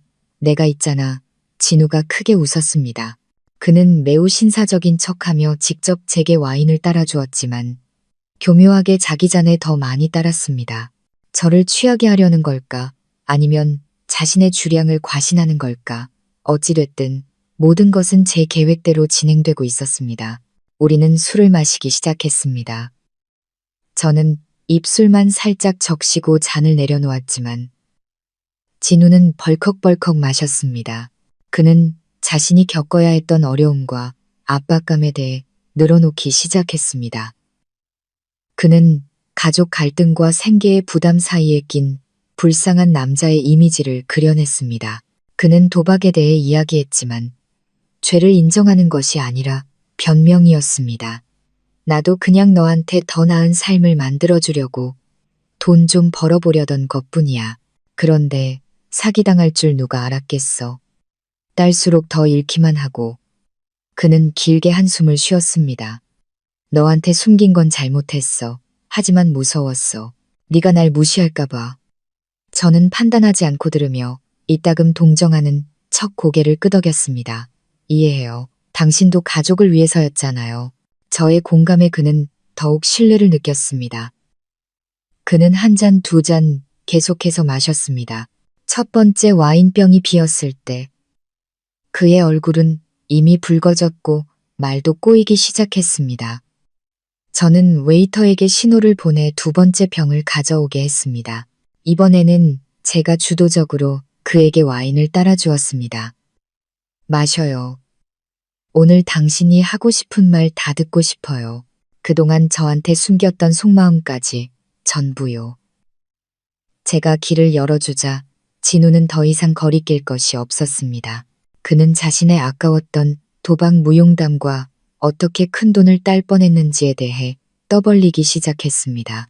그러다 그는 어머니와 여동생을 욕하기 시작했습니다. 다 엄마랑 미나 때문이야. 맨날 돈 달라고만 하니까 내가 미쳐버릴 것 같다고. 그 사람들은 날 전혀 이해 못해. 너처럼 말이야, 서연아.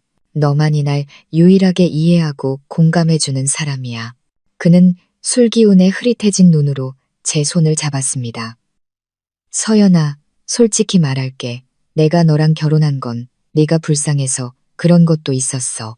넌 의지할 곳 없는 고아잖아. 내가 널 지켜주고 보호해주고 싶었어. 그런데 운명이 이렇게 꼬일 줄 누가 알았겠어. 그는 느끼한 말을 늘어놓기 시작했습니다. 하지만 저는 이제 결정타를 날릴 때라는 것을 알았습니다. 저는 그의 눈을 깊이 들여다보며 감탄하는 듯한 목소리로 속삭였습니다. 진우 씨, 당신은 정말 좋은 남자예요. 하지만 저는 당신이 어떻게 그렇게 대단하고 강인할 수 있는지 아직도 모르겠어요.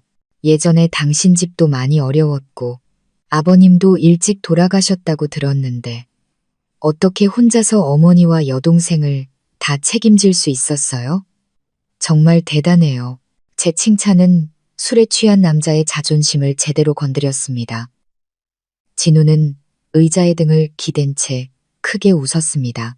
그의 얼굴에는 자만심이 가득했죠. 대단하고 말고 넌 몰라서 그래. 우리 아버지가 옛날에 진짜 대단한 분이셨어. 그 양반 혼자서 모든 걸 다 이뤄내셨다고. 정말요? 저는 호기심 어린 표정을 지었습니다. 아버님은 무슨 일을 하셨길래 그렇게 대단하셨어요? 우리 아버지? 진우는 잠시 머뭇거렸습니다. 그의 눈에 형언할 수 없는 빛이 스쳐 지나갔습니다. 말하기 좀 그렇지만 그 양반, 이 바닥에서 알아주는 주먹이었어. 이 동네에서 우리 아버지 무서워하지 않는 사람이 없었다고. 그랬군요. 그럼 아버님에 대한 재미있는 이야기도 많겠네요. 저는 계속해서 그를 자극했습니다.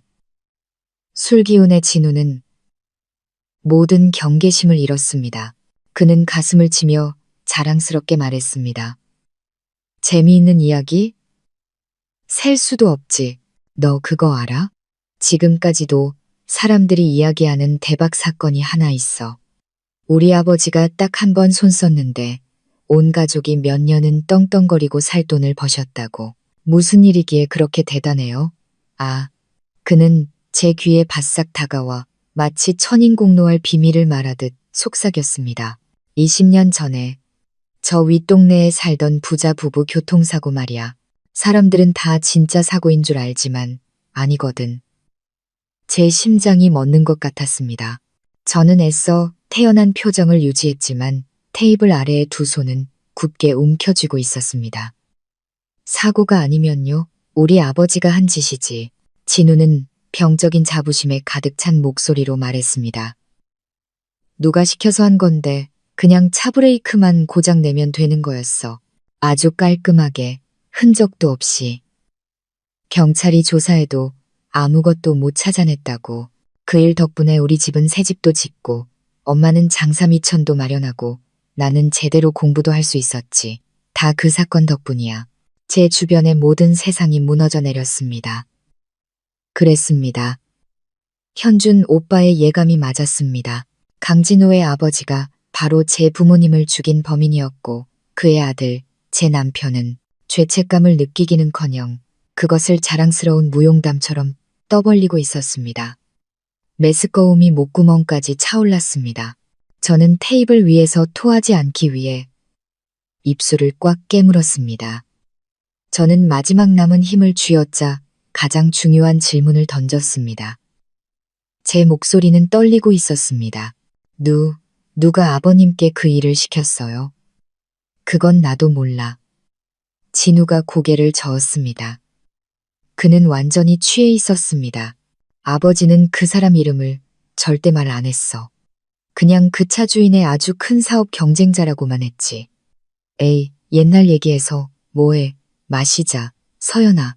이 잔 비우고 우리 집에 가서 새로운 삶을 시작하는 거야. 그는 와인잔을 들어 비틀거리며 제 잔에 부딪히려 했습니다. 하지만 저는 더 이상 잔을 들어 올릴 힘이 없었습니다. 제 모든 기력이 다 빠져나간 것 같았습니다. 진실은 너무나 끔찍하고 잔인했습니다. 저는 그 자리에 미동도 없이 앉아 있었습니다. 머릿속에는 부모님의 모습과 하늘을 찌를 듯한 증오심만이 남아 있었습니다. 저는 몽유병 환자처럼 카페를 나섰습니다. 제 핸드백 속의 녹음기는 이제 단순한 증거가 아니었습니다. 그것은 피로 얼룩진 고발장이었고 20년의 억울함을 대변하는 목소리였습니다. 술에 취한 진우의 자백은 현준 오빠의 모든 의심을 확신으로 바꾸었고 모호했던 예감을 부인할 수 없는 끔찍한 진실로 만들었습니다.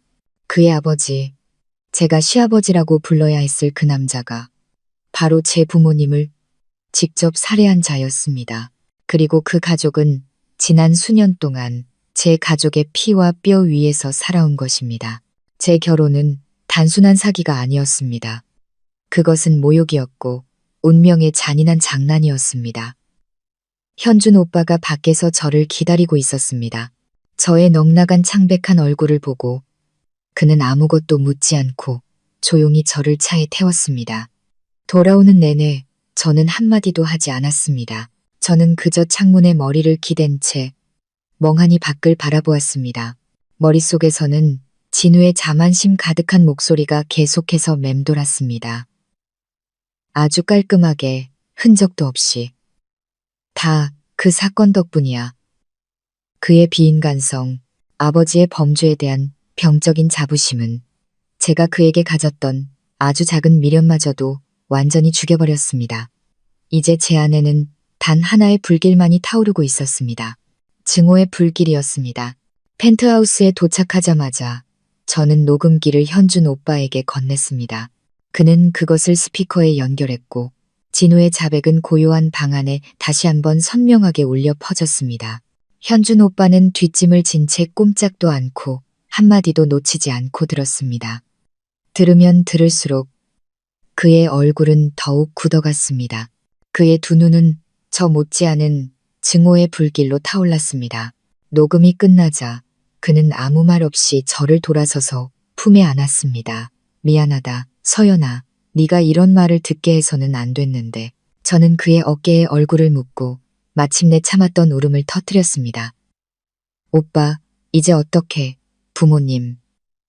부모님이 너무 억울하게 돌아가셨어. 알아. 현준 오빠가 제 등을 가볍게 두드려 주었습니다. 하지만 지금은 울 때가 아니야. 이 고통을 행동으로 바꿔야 해. 우리는 진우놈의 자백을 확보했어. 이건 중요한 돌파구야. 하지만 아직 충분하지 않아. 그의 아버지는 죽었어. 술 취한 놈의 헛소리만으로는 이미 죽은 사람의 죄를 입증할 수 없고 더 중요한 것은 진짜 주모자를 빗속으로 끌어낼 수 없어. 오빠 말이 맞아. 가장 위험한 놈은 아직 어둠 속에 숨어 있어. 아주 큰 사업 경쟁자. 그것이 진우가 흘린 유일한 단서였습니다. 현준 오빠는 그날 밤 즉시 자신의 조사팀을 소집했습니다. 20년 전 우리 아버지 회사의 모든 사업 기록을 다시 뒤져봐. 현준 오빠의 명령은 단호했습니다. 당시 아버지의 모든 주요 경쟁자들을 찾아내 한 명 한 명 철저하게 조사해. 특히 대형 프로젝트에서 아버지와 직접적인 이해관계 충돌이 있었던 자들을 집중적으로, 그리고 부모님이 돌아가신 후 우리 가족 회사의 몰락으로 가장 큰 이익을 본 자가 누구인지 알아내. 이번 조사는 훨씬 더 어렵고 복잡했습니다. 20년은 너무나 긴 시간이었습니다. 많은 회사가 파산했고 많은 사람이 변했습니다. 하지만 현준 오빠의 막강한 자금력과 폭넓은 인맥으로 불가능은 없었습니다. 조사팀은 밤낮으로 일했습니다. 그들은 자료 보관소를 뒤지고 회사의 옛 직원들, 아버지의 옛 사업 파트너들을 다시 인터뷰했습니다. 서서히 몇몇 이름이 떠오르기 시작했습니다. 하지만 가장 빈번하게 등장하는 이름이 하나 있었습니다. 저와 현준 오빠 모두를 경악하게 만든 이름이었습니다. 최진혁. 대성부동산 그룹 회장. 최진혁은 서울 부동산 업계의 거물로 막대한 부와 복잡한 정치적 인맥으로 유명했습니다. 20년 전 대성은 이름 없는 작은 회사에 불과했습니다. 하지만 당시 최대 경쟁자 중 하나였던 우리 아버지의 회사가 그의 죽음 이후 갑자기 무너지자 대성은 순식간에 급성장했습니다. 그들은 이전에 아버지가 추진하던 대형 프로젝트들을 줄줄이 인수했습니다. 대성의 부상과 우리 가족 회사의 몰락은 무서울 정도로 시기가 일치했습니다. 바로 저 늙은 여우야. 현준 오빠가 책상을 세게 내리쳤습니다. 그의 눈빛은 날카로웠습니다. 저놈만이 그런 동기와 능력을 가지고 있어. 하지만 의심과 증거는 별개의 문제였습니다.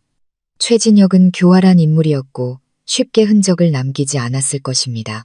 그와 강진우의 아버지 사이의 연관성을 어떻게 증명할 수 있을까? 최진혁에 대한 조사가 교착 상태에 빠졌을 때 김 변호사가 뜻밖의 소식을 가져왔습니다. 회장님, 서연 씨, 방금 법원으로부터 통지를 받았습니다. 두 분의 이혼 재판이 다음 주에 열릴 예정입니다. 그런데 이상한 점이 있습니다. 강진우 씨 측에서 요구사항을 전부 변경했습니다. 그들은 더 이상 집을 절반으로 나누자고 요구하지 않습니다. 그럼 뭘 요구하는데? 현준 오빠가 물었습니다. 그들은 이서연 씨가 강진우 씨에게 정신적 피해 및 명예훼손에 대한 손해배상금으로 50억 원을 지급해야 한다고 요구하고 있습니다. 김 변호사는 비꼬는 기색을 감추지 못하며 말했습니다. 그리고 그들은 법원에 최진혁 회장을 증인으로 소환해달라고 요청했습니다. 최진혁이라고? 저와 현준 오빠는 무슨 일이 벌어지고 있는지 이해하지 못한 채 서로를 쳐다보았습니다. 왜 최진혁이? 그들의 주장에 따르면 최 회장은 강진우 씨와 사업 협력을 할 의향이 있었다고 합니다. 하지만 이서연 씨가 일으킨 스캔들 때문에 그 계획을 취소하기로 결정했고 이로 인해 강진우 씨에게 막대한 손해가 발생했다고 증언할 예정입니다. 김 변호사의 설명은 저와 현준 오빠를 더욱 혼란스럽게 만들었습니다. 하지만 이내 현준 오빠는 차갑고 계산적인 웃음을 터뜨렸습니다. 재미있군. 정말 재미있어. 돈을 뜯어내려고 새로운 연극을 꾸미고 있는 거겠지. 하지만 자기들 손으로 우리가 찾던 열쇠를 넘겨줬다는 건 모를 거야. 그게 무슨 뜻이야, 오빠? 제가 물었습니다. 최진혁. 그놈이 스스로 빚 속으로 걸어 나온 거야. 현준 오빠의 눈이 빛났습니다. 강진우 같은 하찮은 놈을 위해 법정의 증인으로 서주겠다고? 절대 선의는 아닐 테지. 그들 사이에는 분명 무언가 어두운 관계가 있어. 다음 주 재판은 더 이상 이혼 재판이 아닐 거야. 우리가 모든 것을 폭로할 무대가 될 거다. 평범한 이혼 재판 대신 현준 오빠는 그것을 결코 잊을 수 없는 사건으로 만들기로 결심했습니다. 그는 진실이 법정이라는 좁은 공간에서만 밝혀지는 것을 원하지 않았습니다. 그는 서울 전체, 재계와 언론 전체가 악인들의 몰락을 목격하기를 원했습니다. 그는 재판을 부인할 수 없는 증거들이라는 요리가 차려지는 만찬으로 만들고 싶었습니다. 현준 오빠는 자신의 인맥을 이용해 재판이 언론의 최대 관심을 받도록 조치했습니다. 그는 부동산 거물 최진혁이 평범한 부부의 이혼 소송의 증인으로 출석한다는 정보를 무심코 흘렸습니다. 이 소식은 즉시 폭풍을 일으켰습니다. 기자들과 정보 사냥꾼들이 파고들기 시작했고 수천 개의 질문을 던졌습니다. 최진혁 같은 거물이 왜 이런 사소한 사건에 연루되었는가? 그와 강진우 가족의 관계는 무엇인가? 이혼 재판은 순식간에 관심의 초점이 되었습니다. 재판 당일 서울중앙지방법원 주변은 인산인해를 이루었습니다. 수백 명의 기자들이 카메라와 마이크를 들고 이른 아침부터 진을 치고 있었습니다. 경찰력이 질서 유지를 위해 분주하게 움직였습니다. 진우 가족은 낡은 택시를 타고 도착했습니다. 수많은 렌즈 앞에서 그들은 다소 압도당했지만 이내 자신감을 되찾았습니다. 아마도 최진혁이라는 든든한 배경이 있으니 승리는 떼어놓은 당상이라고 생각했겠지요. 진우는 일부러 괴로운 척하며 변호사 옆에서 이따금 손으로 얼굴을 가렸습니다. 잠시 후 고급스러운 벤틀리 한 대가 법원 정문 앞에 멈춰 섰습니다. 최진혁이 경호원들에게 둘러싸여 내렸습니다. 그는 회색 정장을 입고 있었고 군중의 시선에 불쾌한 듯 냉정한 표정이었습니다. 그는 어떤 질문에도 답하지 않고 빠르게 안으로 들어갔습니다. 마침내 저와 현준 오빠의 차가 도착했습니다. 우리가 내리자 즉시 모든 관심이 우리에게 쏠렸습니다. 저는 우아한 흰색 정장을 입었고 화장은 가볍게 했지만 눈빛은 매우 단호했습니다.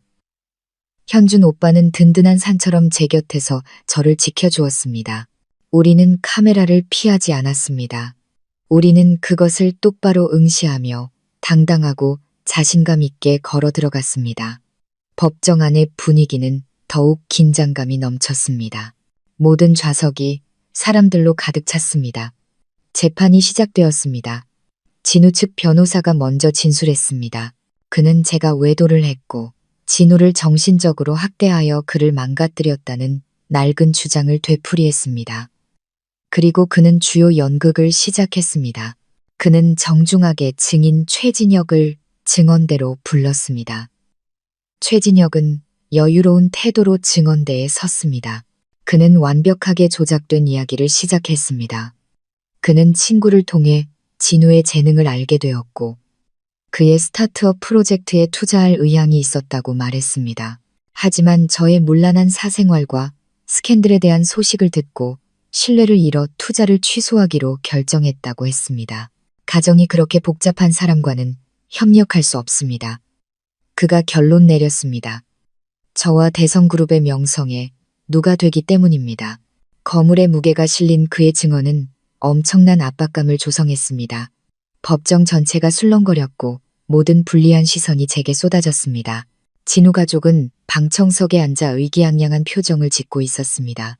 그들은 이 증언으로 소송에서 이길 뿐만 아니라 거액의 배상금까지 받아낼 수 있다고 믿었습니다. 최진혁의 증언이 끝나자 제 변호사인 김 변호사가 신문을 시작할 차례였습니다. 최 회장님, 김 변호사가 차분한 목소리로 시작했습니다. 강진우 씨의 재능을 친구를 통해 알게 되었다고 하셨는데 그 친구가 누구인지 밝혀주실 수 있겠습니까?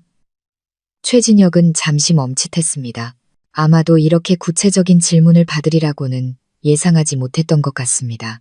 그는 머뭇거리며 대답했습니다. 오래된 사업 파트너인데 신원을 밝히기는 곤란합니다. 그렇습니까? 김 변호사가 비웃었습니다. 그럼 강진우 씨의 아버지, 뺨에 흉터가 있던 강 씨에 대해서는 아십니까? 이 이름이 나오자 최진혁의 표정이 순간적으로 변했습니다. 아주 찰나였지만 현준 오빠와 제 눈을 피할 수는 없었습니다. 모릅니다. 그가 짧게 대답했습니다. 목소리는 더 차가워져 있었습니다. 들어본 적 없는 이름입니다. 그러시군요. 참 안타깝네요. 김 변호사가 말하고는 재판부를 향해 돌아섰습니다. 재판장님, 저희 측에서 녹음 파일 하나를 증거로 제출하고자 합니다. 녹음기가 켜지고 법정 전체가 숨을 죽였습니다. 그리고 진호에 술 취했지만 자만심 가득한 목소리가 울려 퍼졌습니다. 우리 아버지가 한 짓이지 누가 시켜서 한 건데 그냥 차브레이크만 고장내면 되는 거였어. 아주 깔끔하게 흔적도 없이 경악의 탄성이 법정 전체에 울려 퍼졌습니다. 진우 가족은 얼어붙었습니다. 피고석에 앉은 진우의 얼굴은 시체처럼 창백해졌습니다. 하지만 녹음은 계속되었습니다. 그냥 그 차 주인의 아주 큰 사업 경쟁자라고만 했지. 김 변호사가 정지 버튼을 누르고 최진혁을 돌아보았습니다. 그는 평정을 유지하려 애썼지만 두 손은 의자 팔걸이를 굳게 잡고 있었습니다. 최 회장님, 20년 전 이서연 씨 가족 회사의 가장 큰 사업 경쟁자이자 그녀의 아버지가 돌아가신 후 모든 프로젝트를 인수했던 사람이 바로 회장님의 대성그룹이었지요. 맞습니까? 침묵이 법정을 감쌌습니다. 모든 시선이 최진혁에게 쏠렸습니다. 그는 대답하지 않고 김 변호사를 쏘아볼 뿐이었습니다. 그의 눈은 분노로 이글거렸습니다. 그리고 이제 김 변호사가 마지막 일격을 가했습니다. 저희는 특별한 증인을 모시고자 합니다. 법정 문이 열렸습니다. 옛 정비사 김철수 씨가 2명의 법정 경위의 부축을 받으며 들어왔습니다. 그의 얼굴에는 두려움이 가득했지만 동시에 결의에 찬 모습이었습니다. 재판장님, 김철수 씨가 떨리는 목소리로 말했습니다. 지난 20년 동안 저는 죄책감 속에서 살았습니다. 오늘 저는 진실을 말하고 싶습니다. 그날 저에게 브레이크를 고장내라고 시킨 사람은 바로 저 사람입니다. 김철수 씨는 떨리는 손을 들어 최진혁을 똑바로 가리켰습니다. 법정은 폭발했습니다. 만찬은 막바지에 이르렀고 마지막 디저트는 바로 범죄 제국의 붕괴였습니다. 김철수 씨가 최진혁을 지목하는 순간 법정은 경악과 분노로 터져나갈 듯 했습니다. 기자들은 일제히 카메라를 들어 올렸고 플래시가 쉴 새 없이 터지며 역사적인 순간을 기록했습니다. 부동산 거물. 성공의 상징이었던 인물이 20년 전 끔찍한 살인 사건의 주모자로 밝혀지는 순간이었습니다. 최진혁은 벌떡 일어섰습니다. 냉정했던 그의 얼굴은 이제 분노와 공포로 일그러져 있었습니다. 거짓말이야. 전부 거짓말이야. 그가 김철수 씨를 가리키며 소리쳤습니다. 넌 누구야? 누가 돈을 주고 날 모함하라고 시켰지? 하지만 그의 미약한 부인은 더 이상 소용이 없었습니다. 증인의 증언과 진우의 자백 녹음이 결합하여 그를 꼼짝 못하게 하는 쇠사슬이 되었습니다. 재판장은 의사봉을 세게 내리치며 정숙을 명령했습니다. 그는 법정 경위들에게 신호를 보냈습니다. 즉시 2명의 경위가 다가와 최진혁의 양옆에 섰습니다. 최진혁 씨. 재판장이 엄숙한 목소리로 말했습니다. 본 재판에서 새로 제시된 정황과 증거에 따라 재판부는 본 사건이 특별히 중대한 형사사건의 단서를 포함하고 있다고 판단합니다. 이에 이혼 재판을 일시 중단하고 수사기관의 살인 혐의에 대한 조사를 위해 피고인을 긴급 체포할 것을 요청합니다. 안 돼. 당신들에겐 그럴 권리가 없어. 난 억울해. 최진혁은 막다른 길에 몰린 짐승처럼 울부짖으며 발버둥쳤습니다. 하지만 모든 것은 너무 늦었습니다. 차가운 수갑이 그의 손목에 채워졌습니다. 한 거물의 제왕의 꿈은 그렇게 치욕스럽게 끝났습니다. 모든 관심이 최진혁에게 쏠리는 동안 진우 가족도 운명을 피할 수는 없었습니다. 모든 사건의 발단이었던 강진우는 피고석에 주저앉아 온몸을 떨고 있었습니다. 그는 상해죄뿐만 아니라 이제 아버지의 살인 범죄를 은폐한 공범 혐의까지 받게 되었습니다. 술김의 한 자백은 그의 목을 조르는 올가미가 되었습니다. 그는 법정에서 그대로 체포되었고 넋이 나간 얼굴로 한마디도 하지 못했습니다. 박 여사는 남편의 실체가 드러나고 아들이 수갑을 차는 모습을 보고는 엄청난 충격을 이기지 못했습니다. 그녀는 눈을 희번덕거리며 비명을 지르더니 그대로 기절해버렸습니다. 미나는 공황 상태에 빠져 통곡하고 있었습니다. 거짓, 도박, 그리고 범죄 위에 세워졌던 그들의 가족은 마침내 완전히 무너져 내렸습니다. 단 하루아침에 하늘의 그물은 넓고 성기어 보이지만 결코 놓치는 법이 없었습니다. 이후 경찰의 수사는 신속하게 모든 진실을 밝혔습니다. 김철수 씨의 증언과 부인할 수 없는 증거들 앞에 최진혁은 결국 고개를 숙이고 죄를 인정했습니다. 그는 당시 최대 경쟁자였던 제 아버지를 제거하기 위해 진우의 아버지를 고용하여 브레이크를 파손했다고 자백했습니다. 프로젝트들을 가로챈 후 그는 진우의 아버지에게 거액을 주고 영원히 입을 다물라고 요구했습니다. 최진혁과 진우 가족의 관계도 명확해졌습니다. 진우가 직장을 구할 수 있도록 뒤에서 몰래 도와준 사람도 최진혁이었고 현준 오빠가 자신의 과거를 조사하는 것에 대한 보복으로 제 가족에게 망신을 주기 위해 진우를 부추겨 저에게 돈을 요구하도록 사주한 것도 바로 그였습니다. 교활하고 치밀한 음모였습니다. 몇 달 후 살인 사건에 대한 재판이 열렸고 정의는 마침내 실현되었습니다.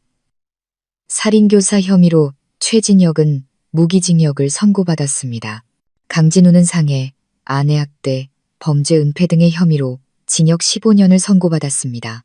박 여사와 미나는 살인사건에 직접 가담하지는 않았지만 이전의 행위와 저를 학대하는 데 동조한 역할로 인해 그들 역시 합당한 처벌을 받고 세상의 손가락질 속에서 살아가게 되었습니다.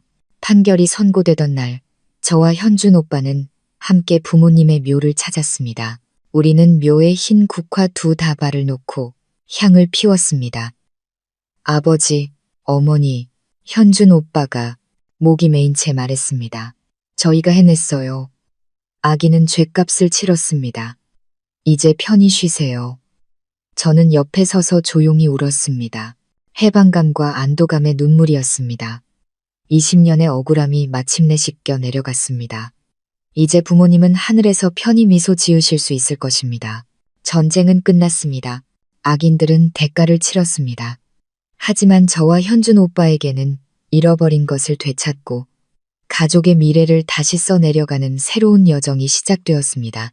법의 폭풍이 지나가고 가족에게 정의가 되돌아온 후 우리 남매 앞에는 새로운 도전 과제가 놓였습니다. 바로 부모님께서 남기신 사업체를 되찾고 다시 일으켜 세우는 것이었습니다. 아버지의 평생의 심혈이었던 현민건설은 아버지가 돌아가신 후 최진혁의 비열한 수법에 의해 순식간에 그의 손에 넘어갔습니다.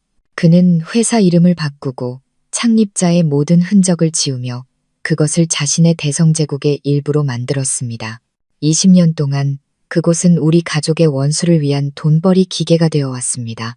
현준 오빠에게 회사를 되찾는 것은 단순한 사업 거래가 아니었습니다. 그것은 명예를 건 싸움이었습니다. 그는 현민이라는 이름이 다시 살아나야 한다고, 아버지의 유산이 이어져야 한다고 생각했습니다.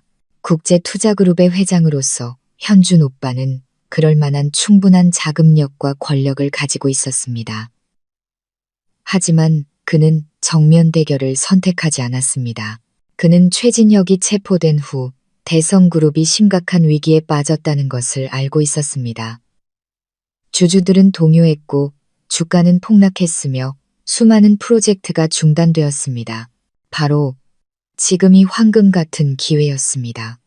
현준 오빠는 자회사와 금융 파트너들을 통해 시장에 나온 대성의 주식을 조용히 대량으로 매입했습니다. 동시에 그는 과거의 불법적인 인수 증거를 이용해 이사회를 압박했습니다. 상업계에서의 전쟁은 조용하지만 매우 치열하게 전개되었습니다. 마침내 여러 차례의 팽팽한 협상 끝에 완전한 붕괴 위기에 처한 대성 이사회는 현준 오빠의 제안을 받아들일 수밖에 없었습니다. 구 현민건설을 그룹에서 분리하여 합리적인 가격에 우리에게 되파는 것이었습니다.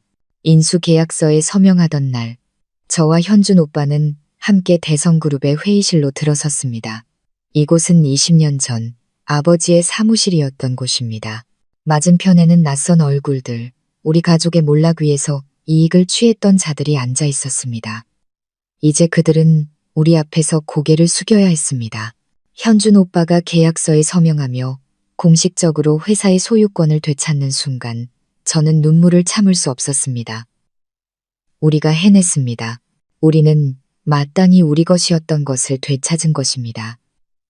하지만 회사를 되찾는 것은 시작에 불과했습니다.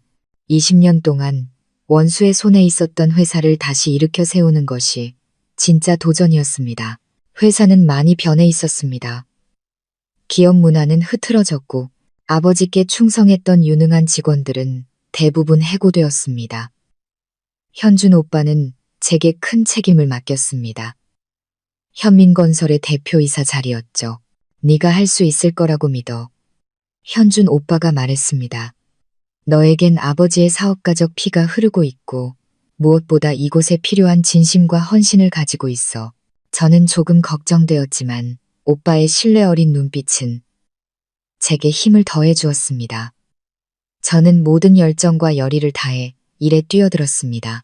저는 아버지와 함께 일했던 옛 직원들을 다시 찾아 나섰습니다. 저는 아버지가 항상 추구하셨던 가치인 정직과 성실을 바탕으로 기업 문화를 재건했습니다.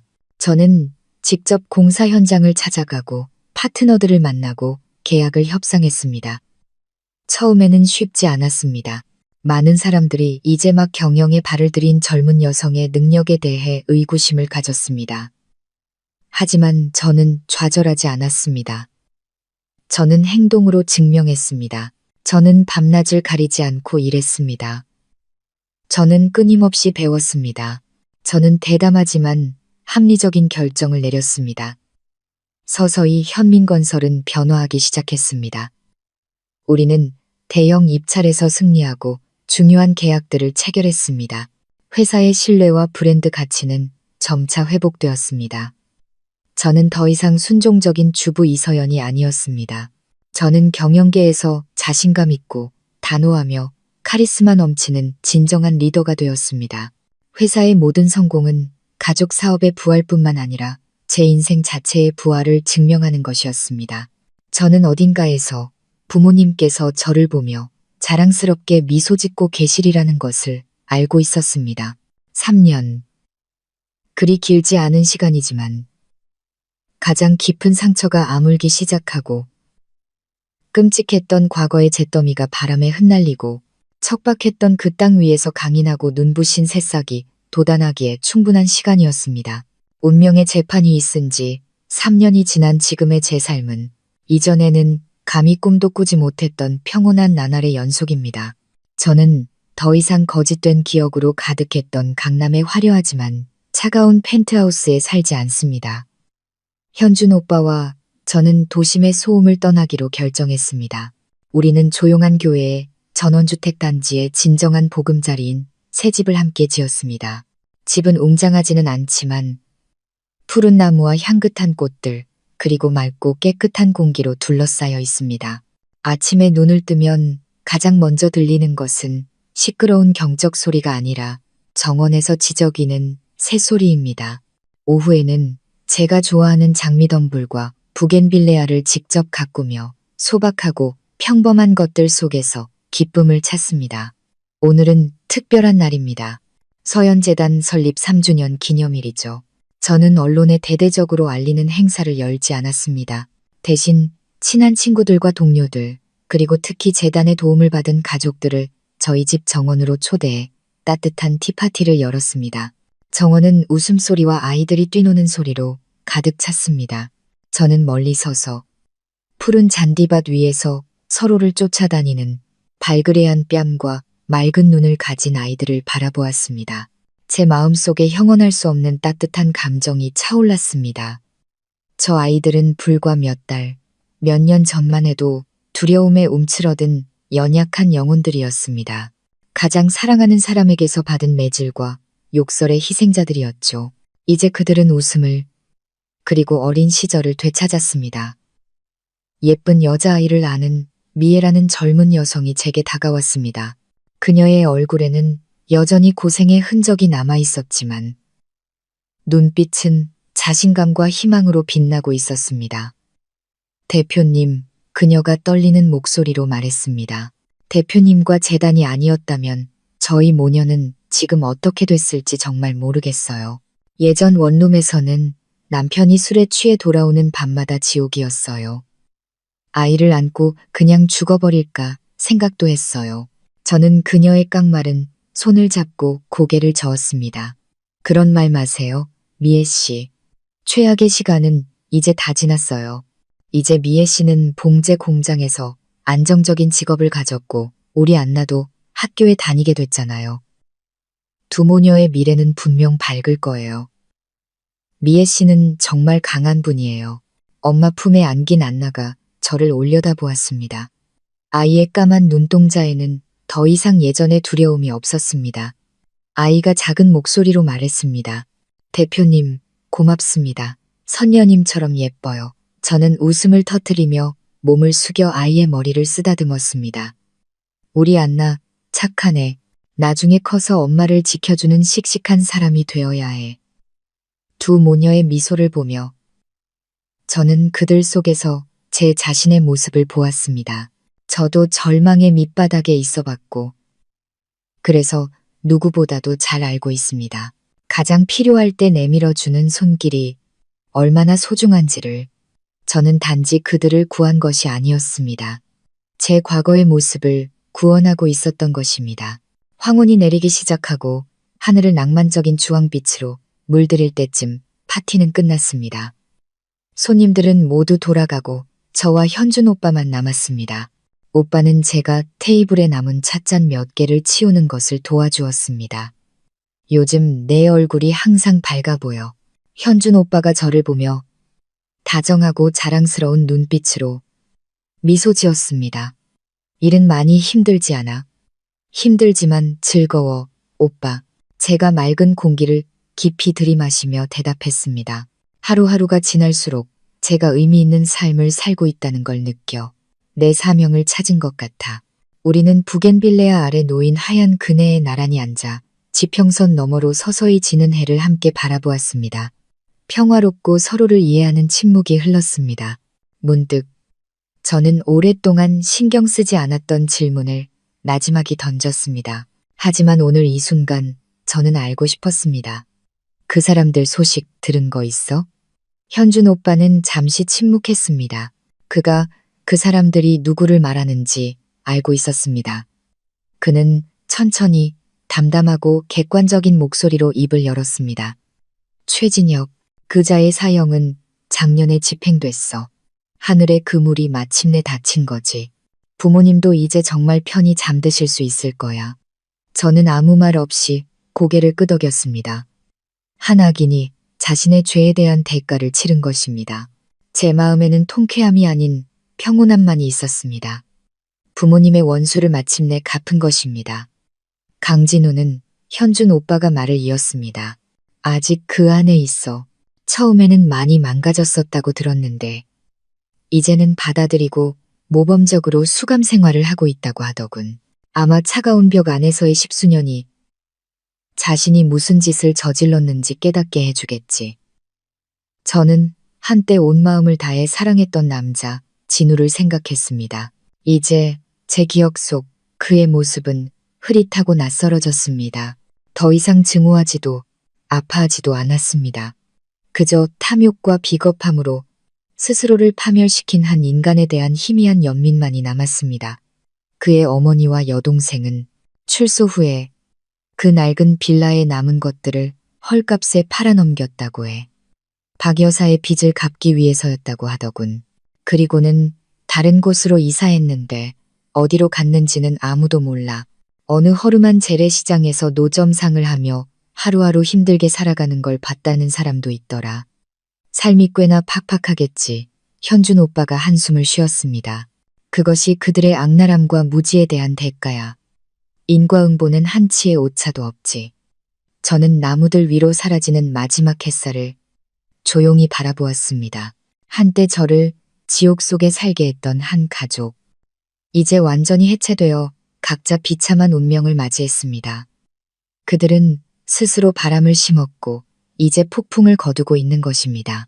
모든 원하는 이 순간 진정으로 마침표를 찍었습니다. 그럼 너는 현준 오빠가 저를 돌아보며 제 손을 잡았습니다. 그의 눈에는 걱정과 사랑이 가득했습니다. 너 자신을 위한 계획은 없어? 넌 아직 젊고 아름다워. 이제 새로운 행복을 찾아야 할 때야. 한 번의 실패 때문에 마음의 문을 닫지 마. 저는 정말 가볍고 평온한 미소를 지었습니다. 저는 오빠의 든든한 어깨에 머리를 기댔습니다. 수많은 폭풍 속에서 저를 지켜준 어깨였죠. 지금 내 행복은 바로 이 평온함이야. 오빠. 오빠 곁에 있는 것. 현민건설이 날마다 성장하는 걸 보는 것. 서현 재단이 도운 여성들과 아이들의 미소를 보는 것. 난 더 이상 서둘러서 사랑을 찾지 않아. 저는 고개를 들어 오빠의 눈을 바라보았습니다. 예전에는 여자의 행복은 기댈 남자가 있어야만 완성된다고 생각했어. 하지만 이제는 알게 됐어. 진정한 행복은 내 안에서부터 오는 거라는 걸. 자유, 자립, 그리고 나 자신을 사랑할 수 있는 능력에서 오는 거지. 내가 내 가치를 소중히 여길 때, 의미 있는 삶을 살 때, 비록 혼자일지라도 온전함을 느낄 수 있어. 저는 그렇게 말했고 진심으로 그렇게 믿었습니다. 진우와의 과거는 제게 너무나 값비싼 교훈을 주었습니다. 저는 다시는 제 행복을 다른 누구에게도 의존하지 않을 것입니다. 서두르지는 않지만 거절하지도 않을 거야. 제가 지평선을 바라보며 말을 이었습니다. 저 너머 어딘가에 좋은 남자가 있을 거라고 믿어. 내 있는 그대로의 모습을, 내 과거를 소중히 여겨주고 기꺼이 나와 함께 미래를 만들어갈 사람. 하지만 찾아다니지는 않을래. 인연에 맡길 거야. 지금은 그저 이 평화로운 순간을 만끽하고 싶어. 우리는 나란히 앉아 마지막 햇살이 완전히 사라지는 것을 조용히 지켜보았습니다. 하늘은 짙은 보라색으로 변했고 몇몇 별들이 반짝이기 시작했습니다. 제 인생의 눈부신 새 아침이 밝아왔습니다. 과거의 잿더미 속에서 가족의 사랑의 힘으로 그리고 결코 꺾이지 않는 의지로 피어난 아침이었습니다. 저는 더 이상 운명에 가련한 희생자가 아니었습니다. 저는 제 인생 이야기의 창조자가 되었습니다. 강인하고 자유로우며 눈부신 불사조의 부활에 대한 이야기였습니다. 인생은 우리를 나락으로 떨어뜨릴 수 있는 예측 불가능한 갈림길로 가득하지만 바로 그 가장 어두운 곳에서 우리는 더 높이 날아오를 힘을 찾을 수 있습니다. 서연 씨의 이야기가 바로 그 증거입니다. 그녀의 여정에 감동과 영감을 받으셨다면 좋아요를 누르고 이 영상을 여러분이 사랑하는 여성들에게 공유해 주세요. 그리고 마음 쉼터 채널을 구독하고 알림 설정을 켜주시면 앞으로도 의미 있고 깊이 있는 인생 이야기들로 여러분과 함께 할 수 있습니다. 진심으로 감사드리며 다음 영상에서 다시 뵙겠습니다. 여러분, 방금 막을 내린 서연 씨의 이야기는 아마 우리 각자의 마음에 깊은 여운을 남겼을 겁니다. 우리는 그녀와 함께 고통과 절망의 가장 깊은 곳에서부터 부활과 평온의 정상까지 눈물겨운 여정을 함께했습니다. 우리는 강진우의 잔인함에 분노했고 썩어 빠진 한 가족의 음모의 역겨움을 느꼈으며 마침내 정의가 실현되었을 때 안도의 한숨을 내쉬었습니다. 하지만 이 모든 감정적인 카타르시스 후에 이 이야기는 우리 자신의 삶에 적용할 수 있는 어떤 교훈을 남겼을까요? 첫 번째이자 가장 깊은 교훈은 아마도 한 여성의 독립과 자존감의 가치에 대한 것일 겁니다. 결혼 초기에 서연 씨는 희생하고 인내하며 항상 시댁을 자신보다 우선시하는 수많은 여성들의 전형적인 모습이었습니다. 그녀는 자신이 주인이라고 착각했던 가정을 위해 자신의 꿈과 개인적인 욕구를 포기했지만 돌아온 것은 무시와 폭력이었습니다. 서연 씨의 비극은 날카로운 경고의 메시지를 던집니다. 존중받지 못하는 희생은 미덕이 아니라 자기 파괴입니다. 행복은 의존 위에 세워질 수 없습니다. 우리 여성들은 사랑하고 헌신할 수 있지만 결코 자기 자신을 잃어서는 안 됩니다. 크든 작든 항상 자신의 일을 가지세요. 많든 적든 항상 자신만의 비상금을 가지세요. 이것은 계산적인 것이 아니라 폭풍이 닥쳤을 때 우리를 지켜줄 구명조끼이자 갑옷입니다. 당신이 스스로의 두 발로 설 수 있을 때 누구도 당신의 인격을 함부로 짓밟을 수 없기 때문입니다. 두 번째 교훈은 고통을 힘으로 바꾸는 능력입니다. 극심한 배신에 직면했을 때 서연 씨는 좌절하고 원한에 잠식될 수도 있었습니다. 하지만 그녀는 그러지 않았습니다. 오빠의 도움 아래 그녀는 눈물을 이성으로, 분노를 단호하고 현명한 행동 계획으로 바꾸었습니다. 그녀는 시끄러운 복수를 선택하지 않았고 폭력에 폭력으로 맞서지 않았습니다. 그녀는 법, 진실, 그리고 지혜라는 무기를 선택했습니다. 이것은 우리에게 부당한 대우를 받았을 때 가장 강력한 길은 적을 파괴하는 것이 아니라 자기 자신을 격상시키는 것임을 가르쳐 줍니다. 배우고 지식을 쌓고 신뢰할 수 있는 사람들에게 도움을 구하세요. 당신이 충분히 강하고 현명해지면 정의는 자연스럽게 당신의 편에 설 것입니다. 그리고 악인들을 빗속으로 끌어낸 서연 씨의 여정은 단지 개인적인 복수가 아니었습니다. 그것은 그녀의 부모님과 같은 다른 희생자들을 위한 정의를 되찾는 여정이었습니다.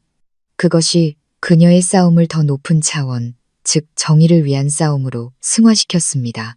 그리고 마지막으로 용서와 새로운 시작에 대한 교훈입니다. 이야기의 끝에서 서연 씨는 더 이상 증오 속에서 살지 않습니다. 그녀는 시댁 가족의 비참한 결말을 듣고도 평온할 수 있었습니다. 여기서의 용서는 과거를 잊는다는 의미가 아니라 원한이라는 무거운 짐에서 자기 자신을 해방시키는 것입니다. 그녀는 새로운 사랑을 시작하기 위해서가 아니라 의미 있는 새로운 삶을 만들기 위해 앞으로 나아가기로 선택했습니다. 그녀가 서연재단을 설립한 것은 성장의 정점이었습니다. 그녀는 자신의 상처를 다른 여성들을 위한 빛으로 바꾸었습니다. 그것이야말로 진정한 행복입니다. 나눔으로써 목적 있는 삶을 삶으로써 얻는 행복 말입니다. 물론 여러분께서 방금 들으신 서연 씨의 이야기는 사회에서 일어날 수 있는 상황들을 바탕으로 만들어진 허구의 창작물이며 오직 가족의 가치, 자존감, 그리고 여성의 힘에 대한 인간적인 메시지를 전달하고 교육적인 목적으로만 제작되었음을 밝힙니다. 이름, 인물 또는 사건의 모든 유사성은 우연의 일치입니다. 저희는 특정 개인이나 단체를 겨냥할 의도가 없으며 관련된 모든 법적 책임에서 면제됨을 알려드립니다. 인생이 항상 동화 같지는 않지만 우리 모두는 서연 씨처럼 자신의 이야기 속 영웅이 될 수 있습니다. 이 이야기를 통해 우리 모두, 특히 여성분들이 자신을 사랑하고 마땅히 누려야 할 행복을 위해 용감하게 싸울 수 있는 더 큰 힘과 믿음을 찾으셨기를 바랍니다.